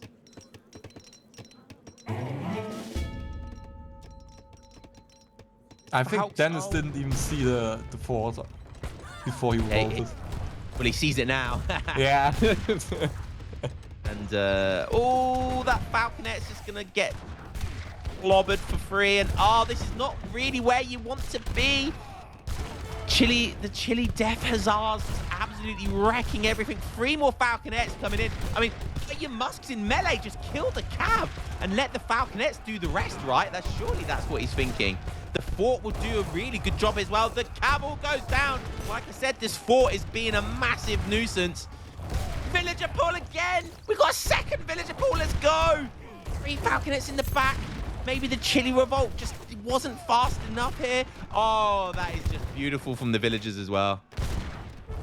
Oh, yes. And that's going to be GG right there. Surely that's going to be GG.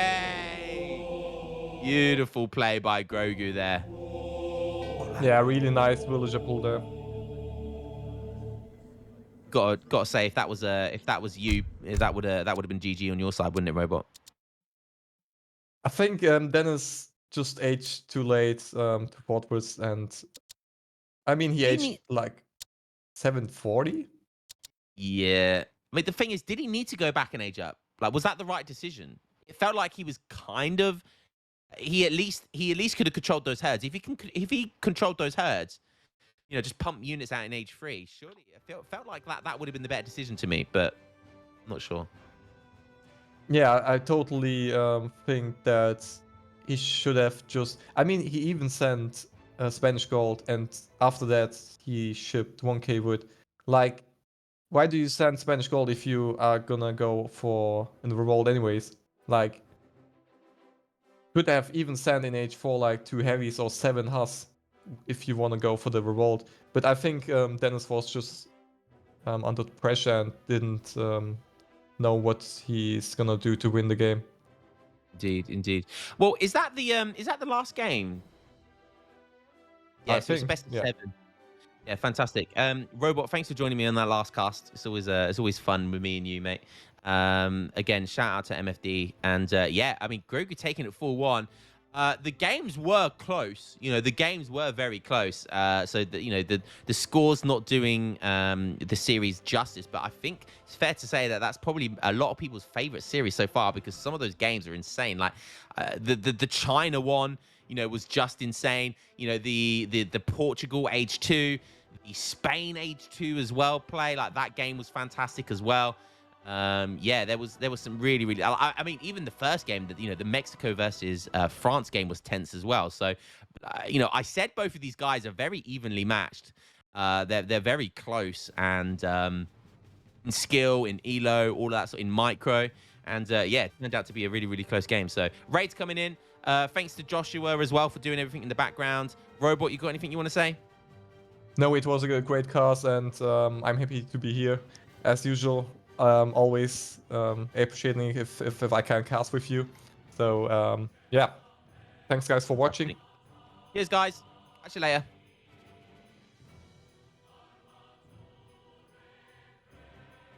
Nice one. Yeah, not bad time either. That was